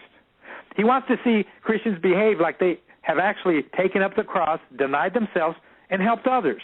So for those people out there who have the mentality that when the grid goes down and when doom arrives, that it's going to be every man for himself, dog eat dog, thinning of the herd, Darwin Award, all that stuff, you know what, Doug? God is up in heaven, and God is keeping the score, because those that live according to what God says in his word are the ones that God's going to bless. And if any people want to rely on Psalms 91, under the shelter of his wing, he that dwells in the secret place of the Most High, anyone that wants to live that way needs to pick up the entire package, needs to be willing to be an example to their neighbors and to their friends. And the ones that do that, the Holy Spirit told me, Doug, he said, give and it shall be given to you. And I know that everything that I went through was to explain on this program. I want the listeners to get a hold of this. Ladies and gentlemen, please hear what I'm saying. The people that are jerks to one another during doom are not going to make it. And God will say, okay, now I know where your heart is. See, here's the deal, Doug. God turns off the lights to see what people are going to do. He turns off the lights to see how people are going to respond and how people are going to react. So the things that are coming, the experiences that we are having right now, the frustrations that we are seeing, the temptations that we have against the Constitution and reacting, et cetera, all of those are part of the test. God is watching us. And I know that people don't want to hear that. Doug, who wants to hear that? Well, you mean I have to see the cops send tear gas to the news guy as a test? Well, what's the test? And of course, that's a whole other program to talk about. Well, how do we respond to that? I don't know, Doug. There's a lot of things that are going to be worked out in the lives of God's people, and there's a lot of things that need to be worked out in America. And by the way, I'm not saying that police state measures are good for the country and it's okay. I'm not dismissing them, because getting back to what I mentioned earlier about Gideon, when God raised up Gideon, it was after they had been oppressed for 7 years by their neighbors. And this is what another thing that needs to be placed on the table. After America learns its lesson, and that's going to be determined by how quick we get it and we figure it out, and the pulpits start reminding everybody what's going on and engaging people in repentance and revivals, that has to happen. And after that happens, if we start seeing a nationwide reformation of revival and through repentance, key word, Doug, if we start seeing that, then God is going to raise up some Gideons. God's going to raise up the patriots who are full of the Holy Spirit. God's going to raise up the spokesmen and the leaders who will then say, no, I don't think so, and we'll be able to talk to our oppressors and those that are vexing us and those that are against the Constitution and standing up for righteousness. But first, we have to go through the correct channels. We have to go through the correct steps. So I'm not endorsing the the police state that's coming. I'm just saying that after America repents, I'm hopeful, Doug, if the Lord tarries. I got to qualify this. If this theme that we are seeing in America is not leading into the tribulation, in 2 months or in 6 months or next year, et cetera, if we have a little bit more time, then I am hopeful that my children will be able to see America turned around. Probably hobbling, probably limping along, but I'm hopeful that America will have its eyes open, and this will work in a way to purge all the corruption and the garbage that is here. Because as it stands right now, Doug and Joe, what other way are we going to have to get rid of all this nonsense with the gay marriage and all this homosexual, all these laws that are endorsing gay marriage, et cetera? What is it going to take to stop that? Do laws get erased in the books? Is it possible that if America went through a great revival that some politicians and statesmen would rise up and say, you know what, let's turn that around, let's repeal it, et cetera? Well, I believe it is, because otherwise, what else do we have to hope in? So I'm presenting all this information as hope, ladies and gentlemen, that we can do our part to be used of God so that we can be able to do great exploits. Now, 3 months ago, Doug, I had a dream. And in this dream, I was on the shore of a little island. It appeared to be an island, and I saw some high waves coming in. It wasn't really a tsunami, but there were waves that were about maybe 10 or 15 feet high. And I saw them approaching, so I climbed up on the little island, had a mountain on it. It was kind of a pointed, small island. It wasn't that big. Maybe it was about a mile across. So I went to high ground, and the waves hit. And then as I was looking to the ocean, I saw another one coming in. So I went to higher ground, and then that one hit. And this happened 4 or 5 times. And I continued to go on higher ground until I was at the very peak of this mountain. There was no more high ground to go to. And after I reached the high ground, maybe the peak was about 20 feet left. Everything else was submerged. So I'm sitting on this peak, this rock in the middle of the ocean. And then I heard a voice speak, and the voice said, "You must stay on the rock if you want to be protected, because the rest of the world is also submerged." And I said to the voice, "The entire world is underwater right now?" And the voice said, "Yes, but if you stay on the rock, you will be protected." And then the dream was over, and after I woke up, I thought about it, and I wondered, does that mean a tsunami's coming? Does it mean Noah's flood, part 2 is coming? And then over time, God has revealed and shown me that that's not what it is. It's a spiritual interpretation. And this is what it means, Doug. The waves of judgment have been pounding the surf of the world, and each time they arrive, they don't recede. They stay there, and then another wave of judgment comes, and it pounds the surf of the world to the point where most of the world now, and I believe we can acknowledge this and we can agree on this, most of the world is under waves of horrible darkness and horrible chaos and confusion and destruction. The world is in a mess right now. The world is going through a season where I've never witnessed this ever in my life, and I'm sure that we can agree. That's why I titled this program America's Descent into Darkness and Chaos, because America is descending. America's fallen. America's underwater with darkness. And this is the other message. It is. And this is the message that must be made clear to all the listeners. Ladies and gentlemen, if you want to survive this inundation of darkness, then you have to find the rock. And the rock, of course, is Christ. The rock is Jesus. You have to get on the rock, and you have to ascend up the mountain of God, and it has to be you and God. Because if you reach high ground with God, then the darkness and the flood waters will be below you, and then you'll be able to have a good vantage point, and you'll be able to survive. So that's one of the key things that must be stated, Doug.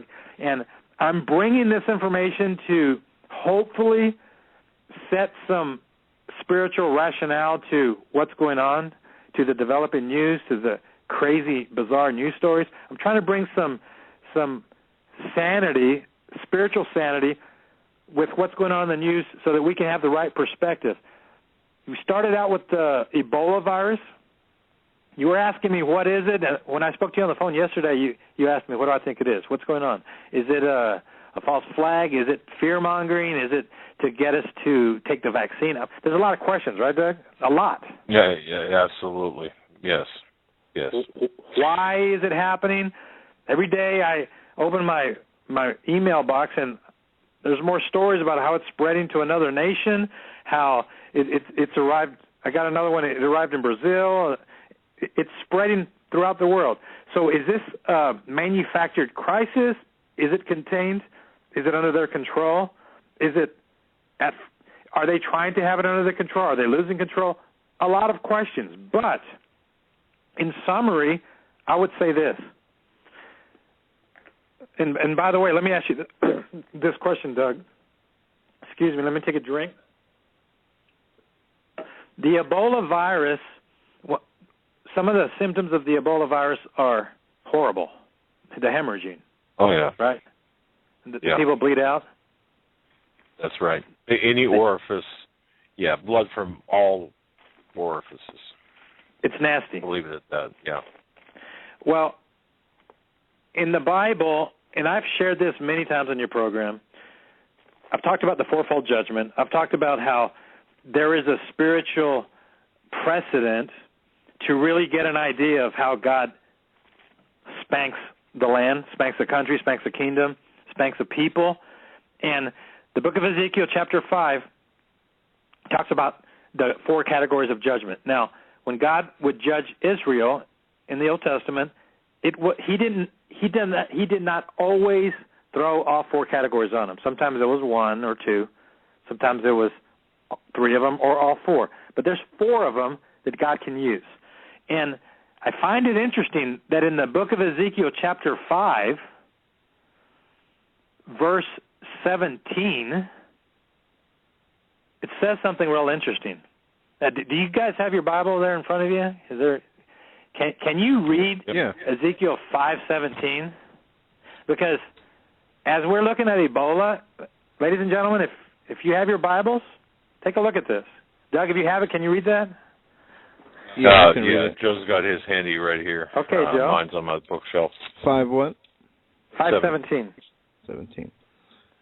And folks, by the way, you're listening to Nathan Leal, watchmanscry.com. Go to HomelandSecurityUS.com, click on the link, or Hagmann and Hagmann, and click on the link. Take you right to his website. Go ahead, Joe.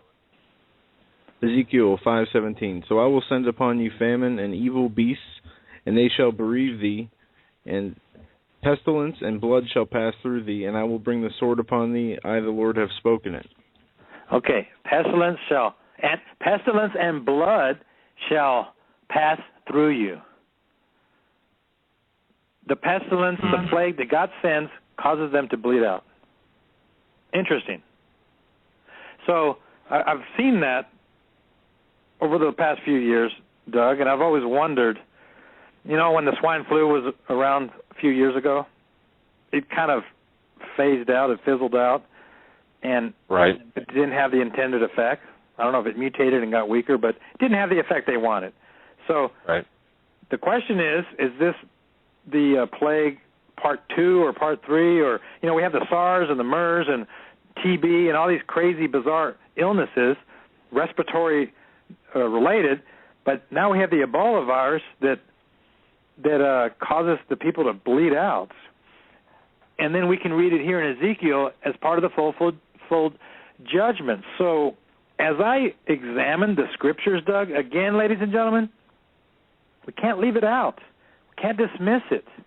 So here's the question regarding the Ebola threat. Is it the plan? Is it fluff? Is it fear-mongering? Is it real? And if it's real, is it Bible prophecy? And if it's Bible prophecy, is it Bible prophecy related to the judgment of a land, or is it actually end-time prophecy, meaning the pale horse is about to ride? Is it a sign of the tribulation about to start? And if that's the case, Doug, then here's the next question. Does that mean that we're that far along? And I'm asking that question honestly because I know it's easy for people to just throw out with a blanket absolute answer. Some people say, yeah, that's what it is. We're there. I have proof.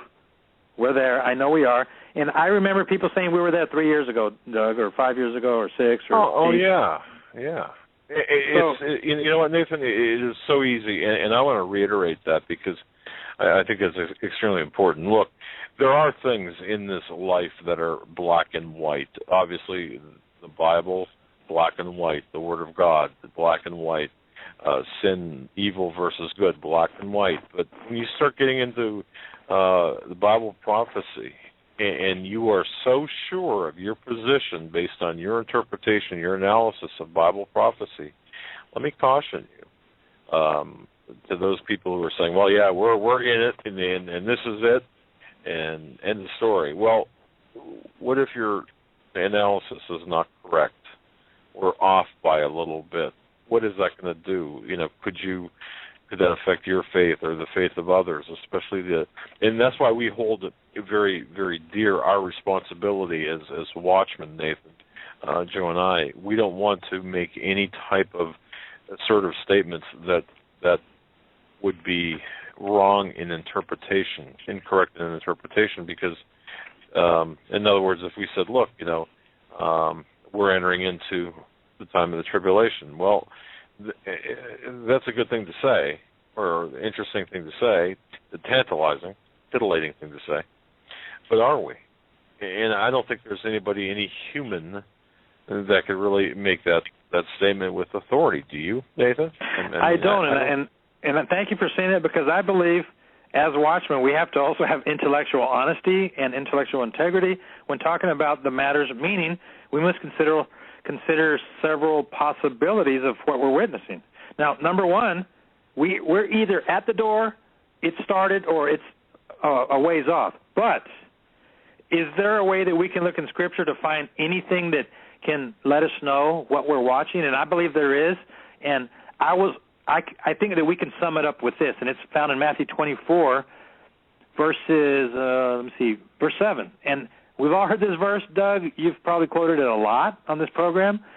But that's where we are. Nation will rise against nation, kingdom against kingdom. There will be famines, number one, pestilence, number two, and earthquakes in various places. These are the beginning of sorrows. And the verse right before us, it says, see that you're not troubled. All these things must come to pass, but the end is not yet. So how do we describe what we're watching if the Ebola is going to go worldwide and if it's going to become another plague like the Spanish flu in 1917? What do we call it? Where do we find it in the Bible? I believe we can call it part of the beginning of sorrows. That's where we are, the birth pangs, the beginning of sorrows. So the big sorrow of the tribulation is not here, but pestilence is mentioned. So that's actually prophesied. So before the tribulation can start, we have to see kingdom rising against kingdom, famine, pestilence, and earthquakes. And lo and behold, Doug and Joe, that's what we are watching right now, the chaos taking place. I believe it shows that we're in the preliminary stages before the tribulation, which does include, unfortunately, a lot of doom news. And then here's the other thing. America, while we are in this time of sorrows, is being judged right now. God's chastising America. So the big question is, how long is it going to last? Is it going to continue in a downward spiral? That part I don't know. I have seen a lot of prophetic visions, and a lot of others as well have seen prophetic events come to America. And here's the other thing that needs to be qualified. Many of the things that they saw happen to America could have been in one of two categories. They could have been for the judgment that's happening now, and some of them could have been for America when the tribulation starts. So it could be way into the future. And those things need to be qualified. And that's one of the difficult things about experiencing a prophetic vision or a dream or a word, etc., is when it happens, when you see it, when you experience it, it feels at the time impending. It feels like it's going to happen tomorrow. But God showed John how long ago some of the things he saw. God showed Dimitri Duduman so long ago. So, again, ladies and gentlemen, I'm just trying to place honesty and integrity in in the prophetic tools that God gives us, we have to qualify what we're seeing and how we deal with this mess that we're in. But at minimum, we are in the times of sorrows, Doug. And, Matthew 24, 6 and 7, that's a lot of stuff that's mentioned right there. We will hear of wars and rumors of wars. Oh, boy, right now, on Drudge every day. And nation will rise up. The kingdom will rise up against kingdom, which, by the way, the Greek word for that is means races of people will rise up against. So that's race wars happening. And then famines, pestilence, and earthquakes, various places. These are the beginning of sorrows. And then verse 9 says, then they will deliver you up to tribulation and kill you. So that's going to be the next part of the chain of events that are coming. By the way, Doug, I want to throw this out. For the people that say, Nathan, I can't believe you're saying that. Don't you know it's going to start this summer or this winter or this fall, tribulation is starting. Well, maybe, I don't know. But if that's true, then that would mean that the villain of the tribulation has to be working already. He has to be in the public eye. He has to be making news already. And if the villain of the tribulation is making news, here's the next question. Who is he? And if we're there, who could he be? And, oh, boy, Doug, does that open a can of worms? Who's the bad guy? Who's Mr. Demolition Man? Exactly. And and I don't believe he's going to have a name tag. I just don't. Is it Obama? Half the people are saying yes, others are saying no way, he's too silly. Well, I got to tell you, as far as, for example, the Antichrist, it's interesting. I think that there's at least for me, there's a distinct lineage, a line that has to be followed from Cain to the Antichrist. But there are Antichrist figures that have walked the earth for so long. But Nathan, if I can, let me just, people have a tendency to live in the moment and not to really understand that before us many bad things happen. For example, I was doing some studying of some previous conflicts, and folks, if you go back, and I'm just real quick here, a couple of things. If you go back to the 755 to 763, the Anshi Rebellion, there were 33 million dead. It was a violent revolt against the Tang dynasty. Then you had the Mongolian conquest, the 13th century, 50 million dead. Do you think that during those times people thought, man, this is it? And of course, the Taiping Rebellion back in 1851 to 1864, 30 million dead were.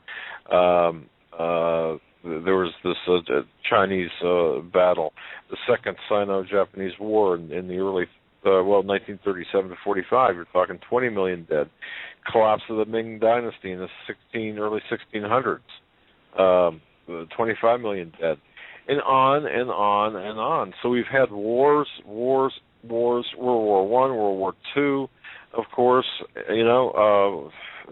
Folks, World War I claimed 17 million, and don't forget that was when the first time tanks were used and poisonous gas was used. So as we look back through time, 60 million dead were in World War II. Now, think about that in the context of today. And that's why I mentioned it, because what you said, Nathan, is absolutely correct. We have to look at things in context. We have to look at things, and that means, if this is the end, then of course the man of perdition's got to be walking the earth. And who is he? And so you make a lot of great points, but let's not think of what's taking place here in a time vacuum. We've seen many things in the past. So I just wanted to bring that up, Nathan. I think it's important to put things in context. Thank you. Well, we're at the top of the hour again, so I'll hold my thoughts.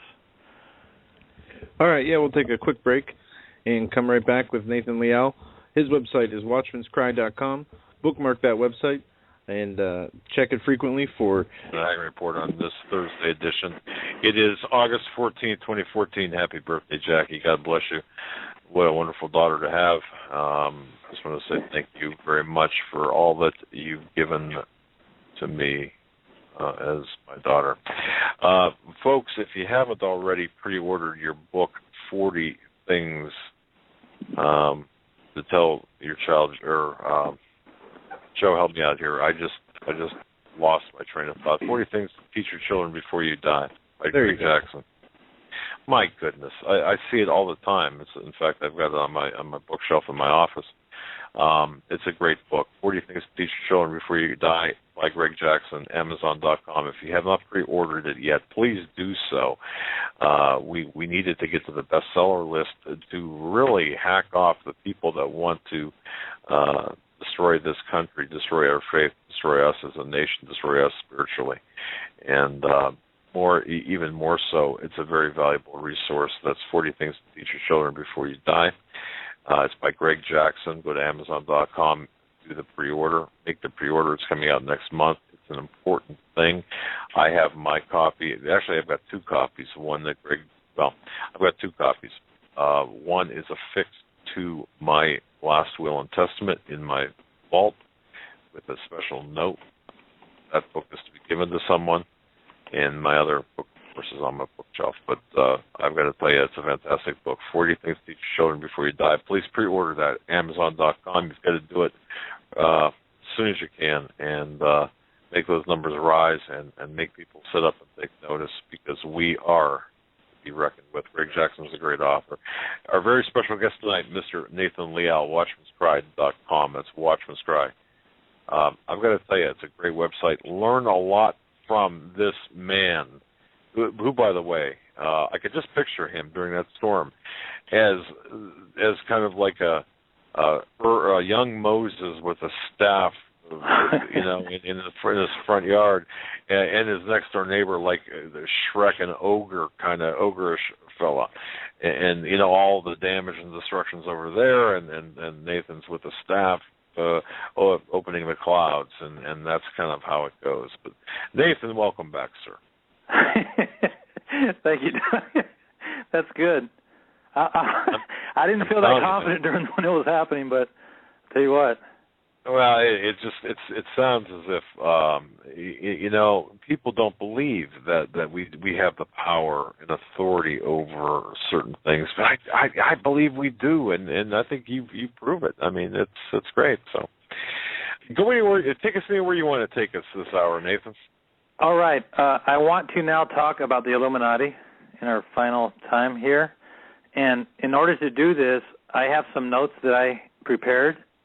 And I have them on my website. So if you go to my homepage, the show notes there, Doug, and I have some images that I want to go over. This has to do, and by the way, ladies and gentlemen, I hope that this doesn't have people saying, oh, man, really, again? It's been, 7 months now? Come on, get over it.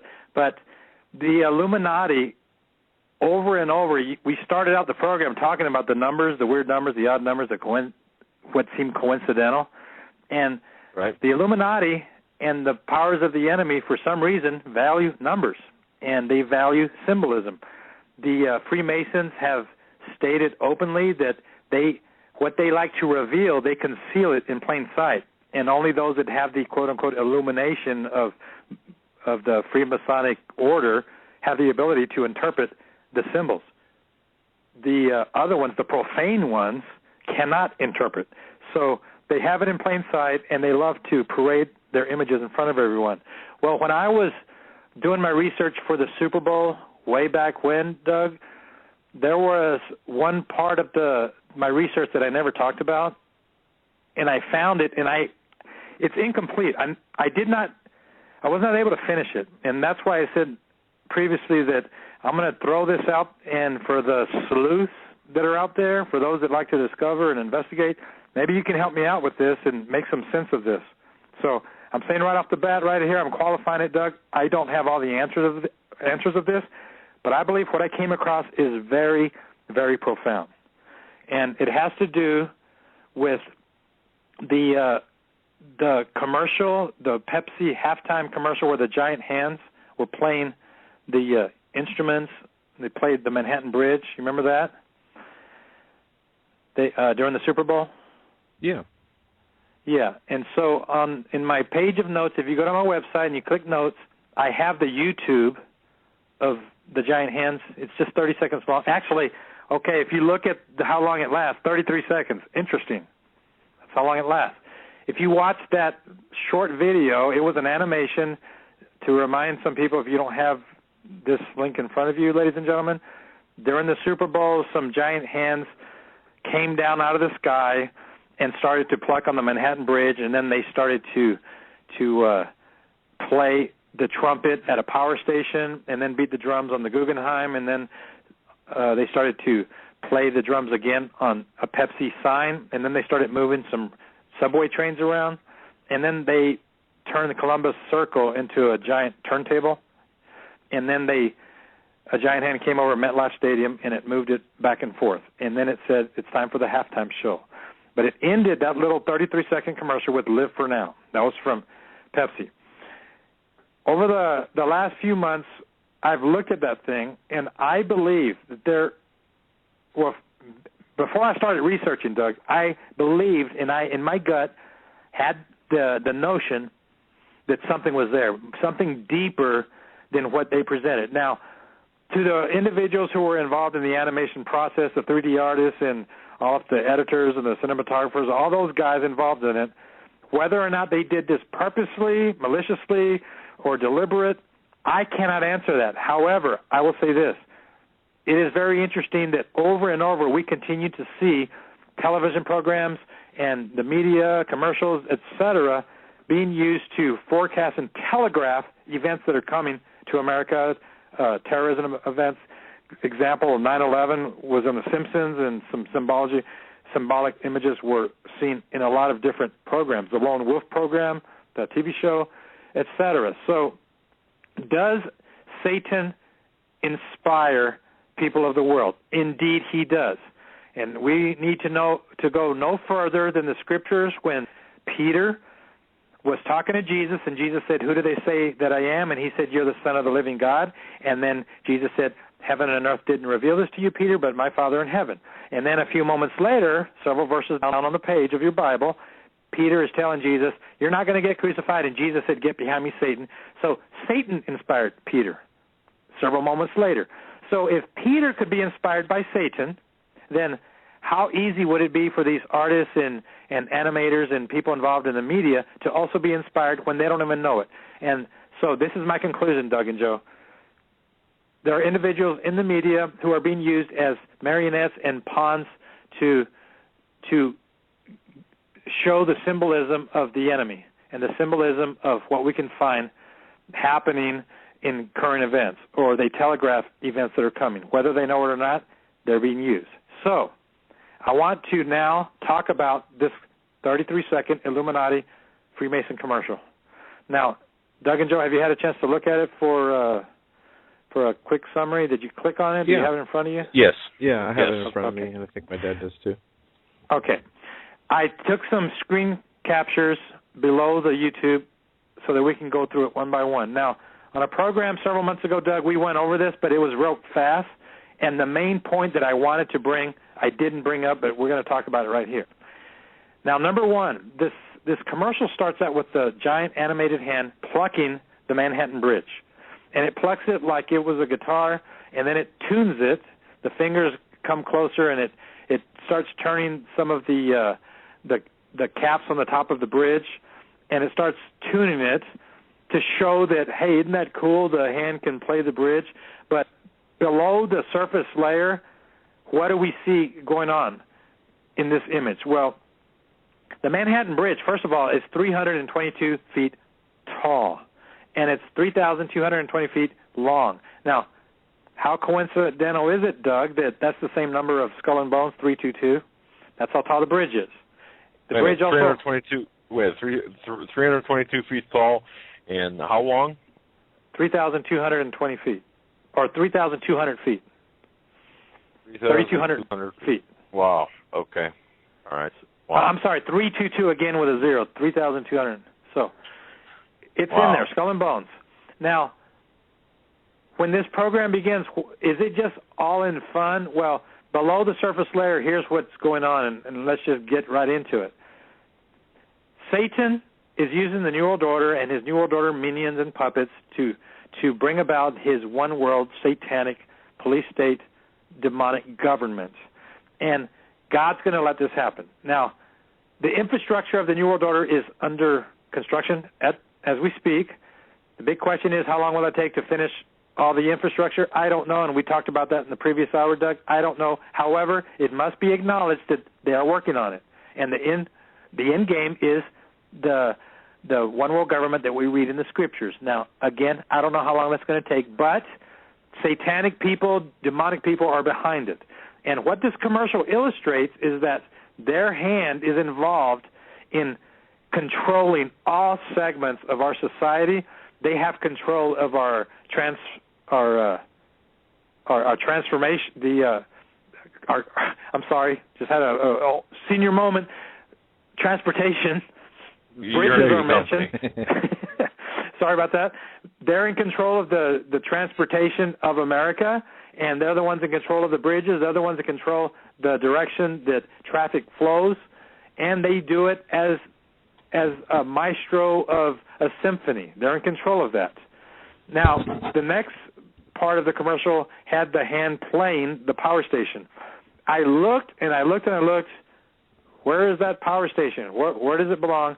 That's part of the Kearney Power Station on the Hackensack River of New Jersey, Doug and Joe. And I found the image. If you scroll down, you can see the picture. I have it toward the bottom. But that's what is playing the trumpet. The fingers are in control of the Kearney Power Station. And that is a subliminal, subconscious, or maybe in our face announcement that they're in charge of the power. The power is one of their instruments, and when they're finished with the instrument, they can put it away. They can put it in its suitcase. They control the power. They can turn the grid off or on. They can control the grid. They can control the source of energy for the grid. And by the way, Obama has made it very clear that he's going to shut down power plants who use coal. They have to switch to earth-friendly sources of energy and fuel. So the power is going to be under the control of the New World Order, and they're letting us know with these images right here. So, again, ladies and gentlemen, if you're taking notes, do what you can to be able to find power, if you need to, from other sources, generators or off the grid, etc. Have that on your to-do list, because it's going to be important that when events do happen where the power's gone, it's too late after the lights are off. And, Doug, I know that from personal experience.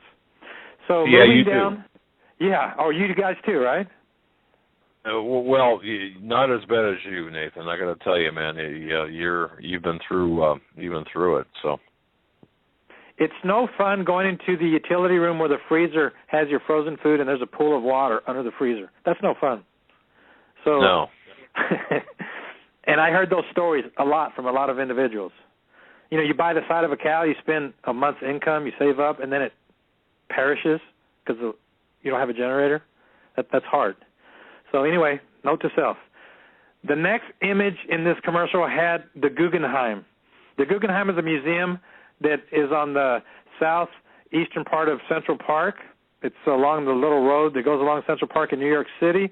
The Guggenheim is an upside-down. It's a Tower of Babel. It's a ziggurat. It's upside down, and the Andrew Lloyd, when he designed this thing, he designed it after the Tower of Babel. So as the hands are playing the drums on the Guggenheim, what is that telling us? And we spoke about this in the past, but I'll just mention it again.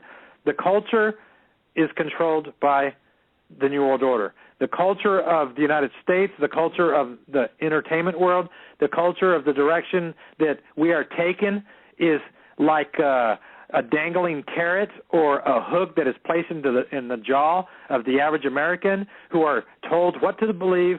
They are shown what to experience. The movies that are created by Hollywood are used to indoctrinate people to the plan of the New World Order, and we need to look no further than what seems to be the popular genre right now in the movie theaters that have to do with Orwellian after post-apocalyptic Hunger Games type movies. And there are several movies like that keep coming out, and I can't remember all of them, but they are being written from teen novels that have an Orwellian direction. So why is that taking place, Doug? Joe, why are they doing that? Are they doing that to program us and let us know to accept it? That's just the way it is? The aftermath of Stalin and Lenin taking over America? To just get over it? Well, I believe so. And what this image illustrates when the hands are playing the drums on the Guggenheim is that they control the direction of our entertainment in the media. And they're just letting us know. After that image was displayed, then we saw a giant foot playing a bass drum on a Pepsi-Cola sign. It's a vintage Pepsi sign, and the feet are banging on it. And when I saw that happen, I was wondering, now, what does that mean? Why did they do that? Well, I'll explain that in a moment because I have an image to explain what that meant. And then after that, we had the giant hands moving the rail cars, the subway trains. Yes. Yes. You see that picture there? Yeah. And I looked at that thing, Doug, and I wondered, what does it mean? And that's one of the things that I'm going to throw out to the listening audience because I still, to this day, cannot figure out what this means. But as you're looking at that image, the giant hand is manipulating rail car in row 4, 6, and then 9. It pushes the 9 row forward. So 4, 6, 9 are appearing right there. And then the other thing that's interesting is the rail cars in front of the very front at the end of the car have a little white circle. Those circles are numbers. And if you have the ability to zoom in on that, and I wasn't able to save those numbers, but if I have a chance, after the show is done, I'm going to get into Photoshop and zoom in and adjust the light settings to try to see what numbers these are. But at this point, I believe that the first 3 numbers, the first car has a 1 on it, the second one has an N, and the third car has a C. And then there are some other ones mentioned. So it's 1NC, and I'll place that after the program's done, after I do some Photoshopping to figure out what those numbers mean. But Doug and Joe, I believe that they are significant. I believe that those numbers are telling a story.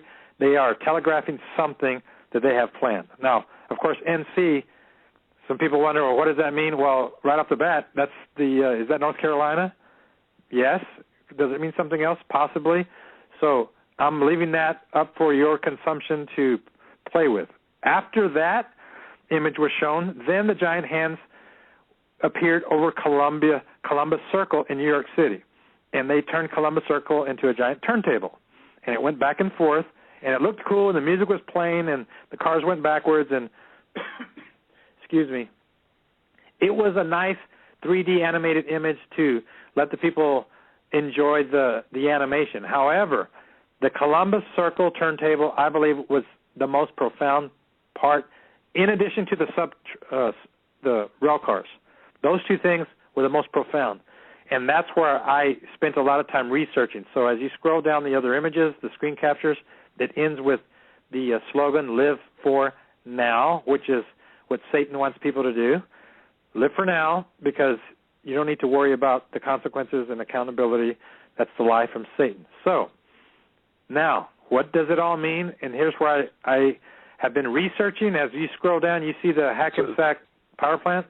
Okay, Nathan, hold on just 1 second here. I've got a couple of emails, people asking me where that you're getting the images from. Folks, if you go to HomelandSecurityUS.com, underneath Nathan's name here in about 30 seconds, you will have the direct link to the show notes page. I just want to tell you that. HomelandSecurityUS.com, right underneath Nathan's name on the right-hand side, it'll say Show Images. Click on that. It'll take you to what Nathan's talking about. Sorry, Nathan. Go ahead, sir. All right. Or you can go to watchmanscry.com, and it's on the front page. It says Nathan on the Hagmann and Hagmann program. Show notes. Hey, that'll work, too. Yeah, that'll work, too. Sorry about that. So as we continue down, I have an image of the Kearney power plant in Hackensack, New Jersey. There it is. And then I found this picture, Doug. It took me several days, and this occurred back in March of this year. I looked and looked, and I wondered where that rail yard was, where that giant hand was moving the trains. And as you can see, I found the image of the real rail yard. Do you see it right there? That comes from the Corona Rail Yard in New York, and the real name of that rail yard, it's part of the 7-7 line, and all of the trains have the number 7 on them. Do you see that, Doug? Yeah, I see that in Coronas and Queens, where the UNosphere is. Yes. The 7-7 line, very interesting. Now, the 7-7 line, if you have Google Earth, and I'm going to place the link to this also in the show notes when I have a chance to finish. If you're looking on Google Earth and you're looking at the Corona Rail Yard where these subway trains are parked, the Corona Rail Yard is adjacent, right next door to where the World's Fair took place in 1964. It's right next to the huge complex, the Corona Rail Yard. Now, the World's Fair, if you're looking down on Google Earth, had an interesting architectural marvel that included a giant, they called it the Unisphere. What it is it's a steel globe made out of metal, and it's 12 stories tall. It's a very high globe made out of steel. Right, and that was part of the big attraction in the World's Fair. It's still there. So if you're looking at Google's Earth, these trains are next to the Unisphere. And I made a note of it, and I wondered, okay, does that mean anything? You know, these rail cars next to the globe. And I was throwing out different things when I'm investigating, Doug, and you know, we do this as investigators. You throw out everything, you place it on the table, and whatever sticks you leave. If it doesn't, then you get rid of it. But I was wondering if this Corona Rail Yard being right next to this Unisphere had some significance about the New World government that's coming, the One World Government, the New World Order, because it's a giant globe right next to the rail yard. And I wondered, but I don't know, so I just left that on the table. But I find it interesting. Well, as I continued to look at the other landmarks of this commercial, then the randomness of this Unisphere was erased, and I believe it actually has a very, very profound meaning. And as we look down, but hold that thought, and let's continue down on the page to where the feet are playing the drums on the vintage Pepsi-Cola billboard. I looked and looked at where this billboard is located, and lo and behold, I found it on Google Earth, and the image right below the vintage billboard. Do you see it right there on the river? The Pepsi sign is located right across the river from the UN building. So when the Pepsi-Cola sign is being, the drumming of Pepsi was taking place, all the minions of the UN can look outside their window and see that Pepsi-Cola sign as they're working, and Pepsi and the UN have a very close marriage. So Pepsi is sending and telegraphing a message to the UN, in other words. This is who the audience is, the United Nations, One World Government. Again, the theme of the One World Government is repeated over and over in this Pepsi commercial. So the Pepsi sign, in summary, is playing for the audience of the United Nations because it's right across the river. I mean, it's the line of sight is too clear. You see it there, Doug? Oh, yeah, it's obvious. Google Images, that's correct. Yes, it's very obvious. About halfway down, folks. Okay, so now let's look at Columbus Circle. Now, ladies and gentlemen, for those of you that do not know what Columbus Circle is, it's a part of New York City located on the southwestern tip of Central Park.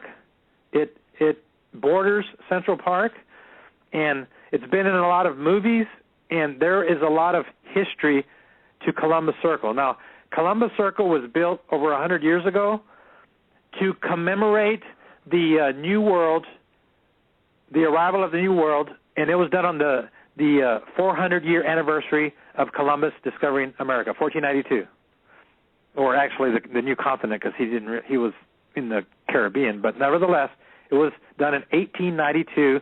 It was built. So it was a 400-year anniversary. That's what it started out as, to commemorate. Now, key word, Doug and Joe, and ladies and gentlemen, the New World. The New World began to leave Europe, and for several hundred years, the New World was the Americas. And now here we are once again looking at a new world, which is no longer the Americas, but now that we've experienced the New World here geographically in the Americas, now we're going to go to the New World Order. But Columbus Circle is a timestamp of new worlds coming and going. So I have an image. It's a vintage picture, and I have several of them. You see those, Doug, of Columbus Circle? And Columbus Circle, when it was initially built, it was a roundabout in New York City next to Central Park, and a rostral column was built, and on top of the rostral column is a statue of Columbus. Now, some people would say, well, it's an obelisk. It's not a rostral column, but if you do the research, based on what I was able to find, they say it's a rostral column, and I believe even in Russia they have some rostral columns. Rostral columns have been a part of history, and in fact, rostral columns, if you go all the way back to the denarius, Titus is on the denarius 2,000 years ago. That's the money that was used 2,000 years ago. Titus, Emperor Titus, is on his face is on one side, and on the other side, the back side of the coin, the Roman coin, is Titus on top of a rostral column. So a rostral column is a commemorative perch or capital that signifies, it's to give honor to an individual or a person to show that they are held in high esteem. And if we go back far enough to the beginnings of a rostral column, then yes, then it is associated. There's a chance it's associated with the obelisk, but I have not been able to link those two things together. So as I stated, Doug, my research is not all the way complete. So I'm admitting that right now. Nevertheless, the rostral column is in the middle of Columbus Circle. Also located on the edge of Columbus Circle, after it was built, in 1898, an event occurred in the American military where the USS Maine was destroyed. Now, that's a warship that was parked in Havana Harbor, Cuba, in 1898, and the USS Maine exploded, and a lot of sailors died. And, of course, for the people that have studied the explosion of the USS Maine, that's a can of worms, Doug, because the U.S. military investigated it, and they concluded that it was Cuba or Spain's attack on it, and as a result of that, war was declared on Spain in late 1898. And the Spanish-American War occurred that lasted 6 months, and out of the Spanish-American War, America was victorious, and America was able to get control of the Philippine Islands as well as kick Spain out of Cuba. And what it did was it gave America respect around the world that America was now a world power.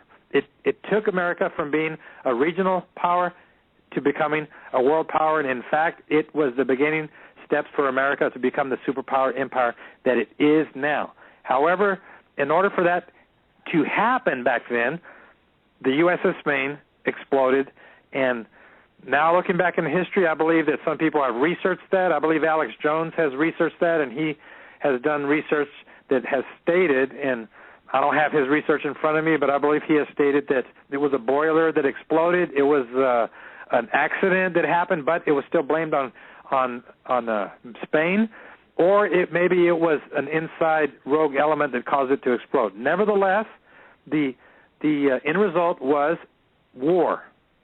And some people would even say that the U.S. Maine exploding was a false flag event that got us into war.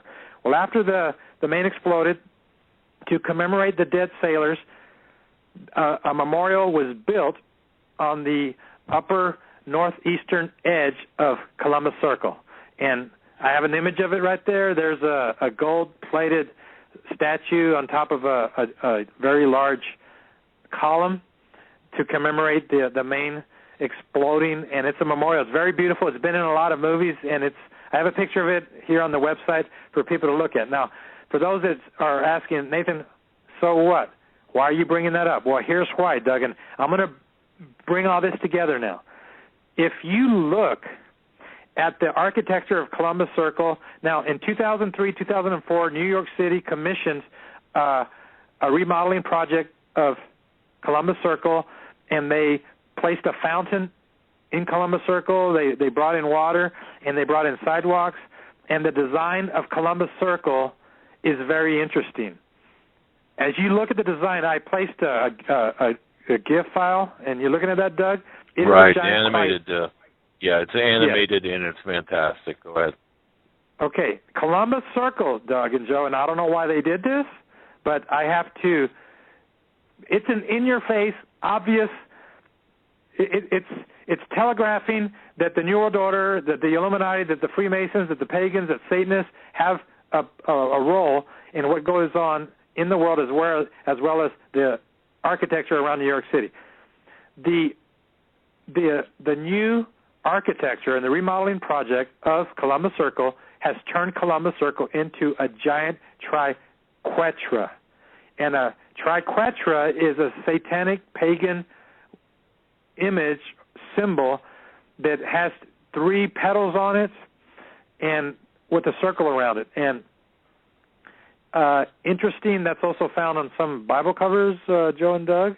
But that pagan symbol, the triquetra, for those of you that do not have the ability to see these images, Google the image of the triquetra, because I'm showing it is an image that the pagans believe in. And here's what's interesting, Joe and Doug. The triquetra is used by those who practice tarot card reading, and they will place a cloth over a table, and they will use the tarot cards on top of the image of the triquetra. And the reason for the triquetra symbol on the cloth that they use when they're telling the future with their cards, the tarot card readers, is it divides the person's reading into 3 categories. There are 3 areas that the triquetra opens up, and if you look at the symbol, the astrological symbol, I have it right there. Doug, do you see it? That's right. Yep. It represents reincarnation. It represents through the process of living your life, and then the next segment of the triquetra is dying, and then the next segment of the triquetra, tongue twister there, right, is rebirth or reincarnation. So it is a cycle that is endless of life, death, and rebirth, and it goes in a circle over and over and over. Now, the pagans believe very strongly in this. Those that are members of the New Age believe in this, life, death, rebirth, and the Illuminati, the Masons, also believe in this. They believe that a person lives their life, and then there's chaos, there's destruction, and then out of chaos rises the new birth, the rebirth. So the 3-part triquetra is very, very important to the Illuminati. And that's why they have placed a giant one in the middle of Columbus Circle, and Columbus, Mr. Christopher Columbus, is right smack dab in the middle of it. Now, I have other images that show that this symbol is not just a benign thing. It is used on Ouija boards. It's used on a lot of satanic elements. And in my research, I have some other images. I'm going to place them when the program's over to also explain that the triquetra is not just a benign thing. Now, if you were to scroll down to the next image, Doug, here's something that occurred in 2003, 2004 in the middle of Columbus Circle. After the Twin Towers fell, after 9/11, right, there was a parking garage that was on the western side of Columbus Circle that was demolished and torn down, and then a new project was built. 2002, 2003 and 4, Twin Towers were created on the western side of Columbus Circle, and I have an image of it in the background. You see it right there? Now, I do, yeah. Okay, those Twin Towers, and if you scroll down, you can see them real clear. Those Twin Towers are the world headquarters of CNN and Time Warner. So, and by the way, Anderson Cooper broadcast from there, and Mr. Pierce, show, now he's been canceled, Morgan, also broadcasted from those Twin Towers. Those Twin Towers went up after 9/11. Some people wondered, why in the world did they build new Twin Towers? Did you do that to mock 9/11? And they said, no, it's just cool buildings, etc., and they denied there was anything involved in that. But I beg to differ, because I believe that it's a very, very subtle, in-your-face reenactment of 9/11, the Twin Towers. Now, there is also another business or location of a it's a hotel that exists in the Twin Towers, and that hotel is called the Mandarin Oriental Hotel, and it's one of the most luxurious 5-star hotels in New York City as well as in the entire country. It's very, very expensive. Again, it's called the Mandarin Oriental Hotel. If you were to Google that thing, the Mandarin Oriental Hotel, now here's where the symbolism and the subtlety is again in our face, Joe and Doug. The Mandarin Oriental Hotel is owned by the New World Order dynasty Keswick family. That's Keswick. And the Keswick family is in control of the Jardine Matheson Group. For those of you who are familiar with them, they're a conglomerate. And here in America, most people probably haven't heard of them, but they are a conglomerate that has been around since the mid-1800s. They are the ones that made Hong Kong prosper. They were some of the original British families that grew very, very wealthy off the backs of the slavery in Hong Kong back then, and the Chinese back then. Some of the dynasties, they call them the original Taipans, the original Hongs from way back in the 1800s. Anyway, the Keswick, Jardine Matheson conglomerate they have their paws in the New World Order. In fact, the Keswick family is also in bed with the Rothschilds, and together they have been acquiring a lot of Asian companies. And when we hear about China buying up this company and that company, well, behind the scenes, the Keswicks and the Rothschilds and the Jardine Matheson group are part of the banking that's behind the scenes to fund and finance all of these Asian acquisitions of companies here in the world, where China's basically buying up everything in America, as well as some other BRIC nations. Brazil is buying up some American companies as well. Well, the Keswick family and the Jardine Matheson conglomerate are behind the scenes making that happen. Well, what does that have to do with these towers? These same people are, if you want to get to the very top of the satanic order of the New World Order, these are the ones that are never mentioned. These are the very, very wealthy of the world who most people don't know about. And in the middle of Columbus Circle, the New World Order family, the Keswicks, own the Mandarin Oriental Hotel. And that is a subtle representation that China, which is inside the Twin Towers now, the rebuilt Twin Towers, now China is represented in the new Twin Towers. The wealth of China and the wealth of these New World Order Rothschild families are now represented in the rebuilding of the Twin Towers, and they are, lo and behold, also in the same building where all of the media is controlled, CNN as well as other companies, Time Warner. They give us a lot of the controlled media that steer the basic direction of America. They're the ones that are steering, as we speak, Doug, these stories of the Ebola virus. They're the ones that are steering these reports of what's happening in Missouri. And we could go on. It's coming from the media. Well, here they are located in the Twin Tower of Columbus Circle. So is that just a coincidence, or is there more to it? Well, there is something else that I discovered when I was looking at Columbus Circle in Google Earth. And if you are able to look at the last image, do you have it right there, Doug and Joe, ladies and gentlemen? If you have the last image, here is something that I find very, very interesting, and here's where this is a huge can of worms. There is so much. A book could be written about this thing. YouTube videos could be made about this. So, ladies and gentlemen, I am giving you a source of information here. Run with it. Let's expose this thing. But if you're looking from Google Images, Doug and Joe, this is a stamp from Google. In the middle, it's Columbus Circle. And if you look directly to probably 1 to 2 o'clock, you can see the USS Maine Memorial. It looks a little bit light. It's where it says Columbus Circle, the L and the E of Columbus Circle, it's right above the L and the E. That's the USS Maine monument. The shiny thing, or image. Okay. Yeah. All right. Okay. If we were to look at Columbus Circle as a clock, and not just as a clock of 12 hours, but as a clock of years, this is what's very interesting.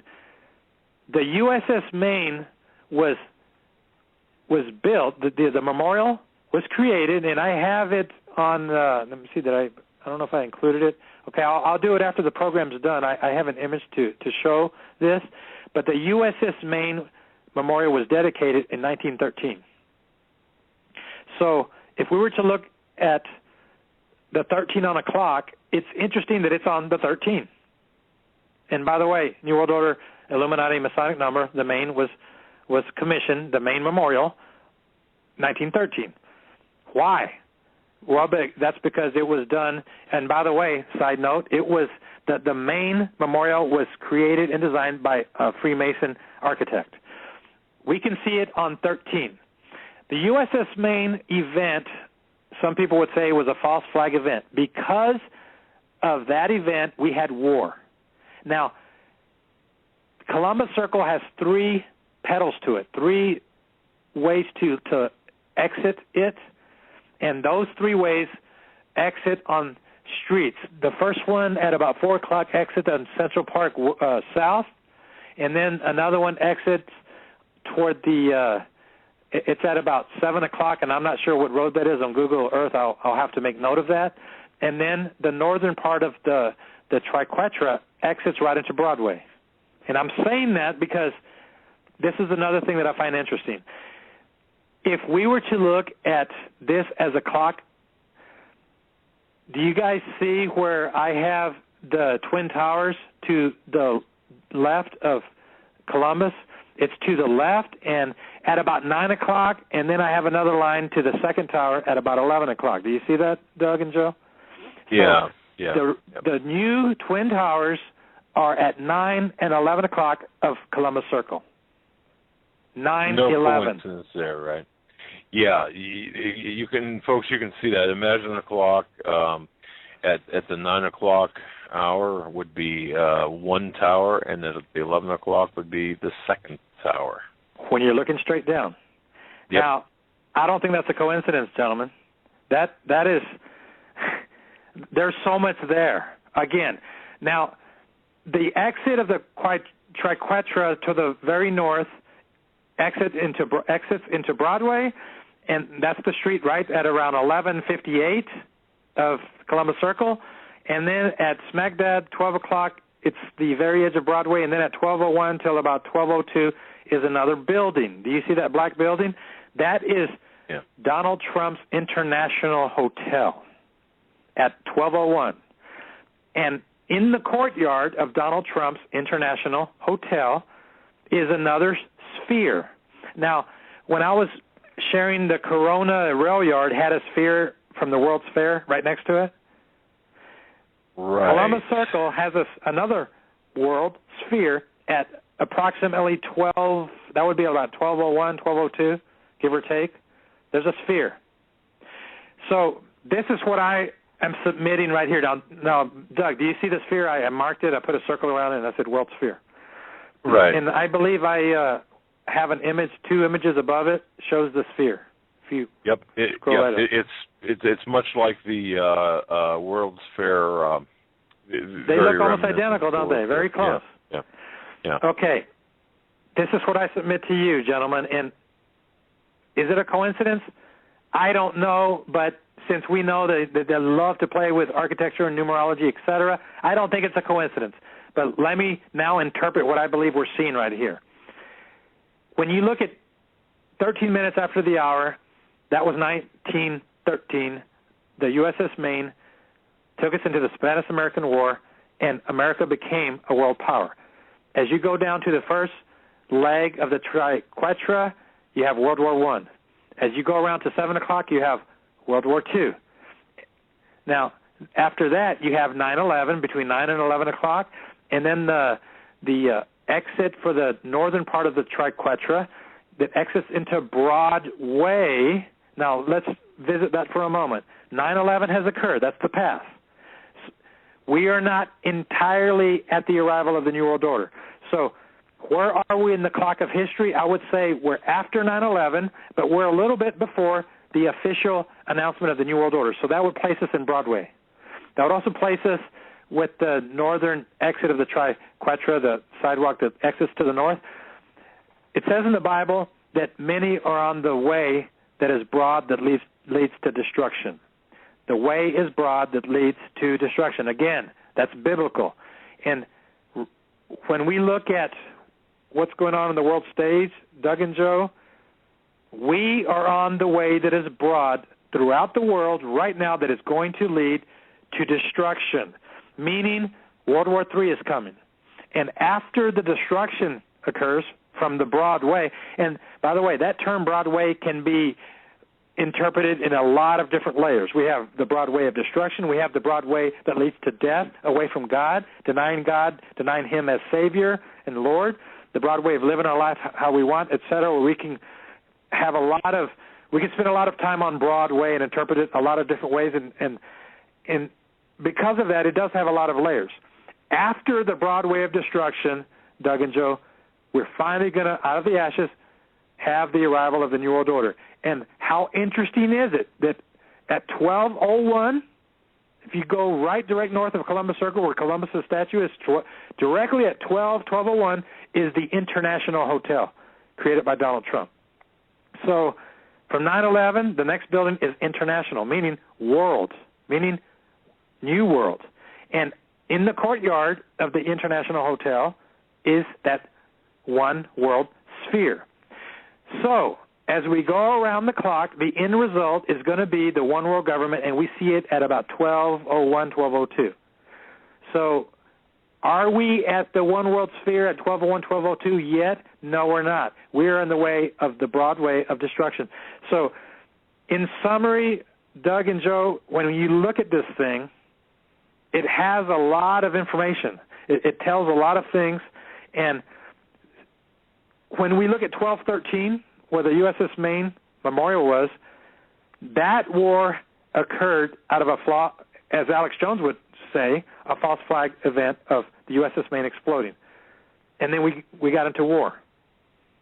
When we look at the Twin Towers to the left and at 9/11, looking at it like a clock, that's another false flag. Out of that false flag, we're going to also, once again, repeat history, and we're going to have war, the broad way of destruction. So, again, going back to the very beginning of what I was stating, we started out with a Pepsi commercial. A giant hand turned Columbus Circle into a giant turntable, and the hand was moving it forward and backwards. So the giant hand of the Illuminati is able to control the history, America's history, forwards and backwards through their own events, through their orchestrated events. They believe that they are the maestros of history. They believe that they're the ones that are going to dictate and determine the direction of the United States based on what they decide. So when they threw out that little image that just lasted a few seconds in the Pepsi commercial, Doug, was it a benign thing? Was it just something that came and went that meant nothing? Or was it something that was profound and meant volumes? Well, again, since we don't believe in coincidence, and Satan is allowed right now to be the maestro of destruction, he is going to be allowed to be the destroyer of this world. They were telegraphing a picture of what their history is going to be. So in summary, Doug and Joe, I'm looking at this thing, and again, I don't have it complete. It's very, very ominous, but there's paganism in their symbols here. The architecture has satanic paganism that's used in the occult, in Ouija boards, and we also see historical events that have come and gone. So, ladies and gentlemen, for those of you that are the sleuths, once again, Doug and Joe, if you have Google Earth, you can look at this and then zoom in. Perhaps if someone could look at the other buildings that exist and see what roles they played throughout the 100-some-odd years of Columbus Circle's existence, there's probably other things to unravel. When I was doing my research, I wondered, well, do the pagans ever meet at Columbus Circle? Do the Satanists meet there and conduct rituals? Do the shamans meet there? And I did discover that there are groups of pagans. In fact, you can find their website.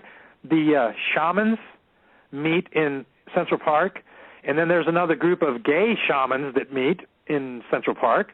And I don't know if they arrange to assemble in Columbus Circle and then go to Central Park where they do their rituals. But I have a feeling, Doug and Joe, that if someone were to dig, that a lot of satanic rituals have taken place in Columbus Circle, because if they created it to be what we are seeing as that symbol, the triquetra, if they created it to be one of those in such a tall order, then what is going on there? What sorts of satanic things have taken place there? So with that, I will turn it over to you and listen to your comments, but I know I'm giving a lot of information here, but I think that there's something here, Doug. I really, really do. By the looks of it, yeah, I've got to say that there's something here, obviously, and you've done a very good job, folks. But please take your time and look at the images, because the historical clock. Now, the two buildings, Nathan, those are the Time Warner buildings, right? I mean, yes, the AOL, Time Warner, CNN buildings, World Headquarters. Right. Okay. And then you've got Lincoln Center, which is just north of there. Interesting how that, okay. Yeah, Broadway almost at not quite at 12 o'clock.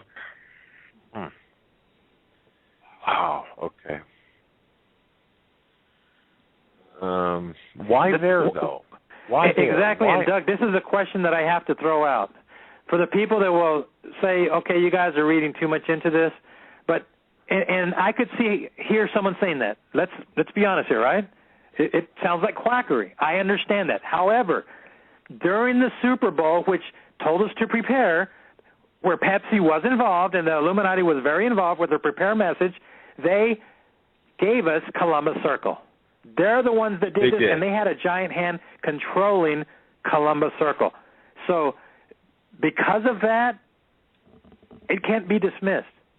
No, you're right. They did do that. Yeah, I forgot about the correlation between the Super Bowl commercial and Columbus Circle. It was their reference, not ours. Exactly. I know I gave a lot. There's a lot to digest here. Granted, and there's a good chance you're going to get inundated with emails in the next few days.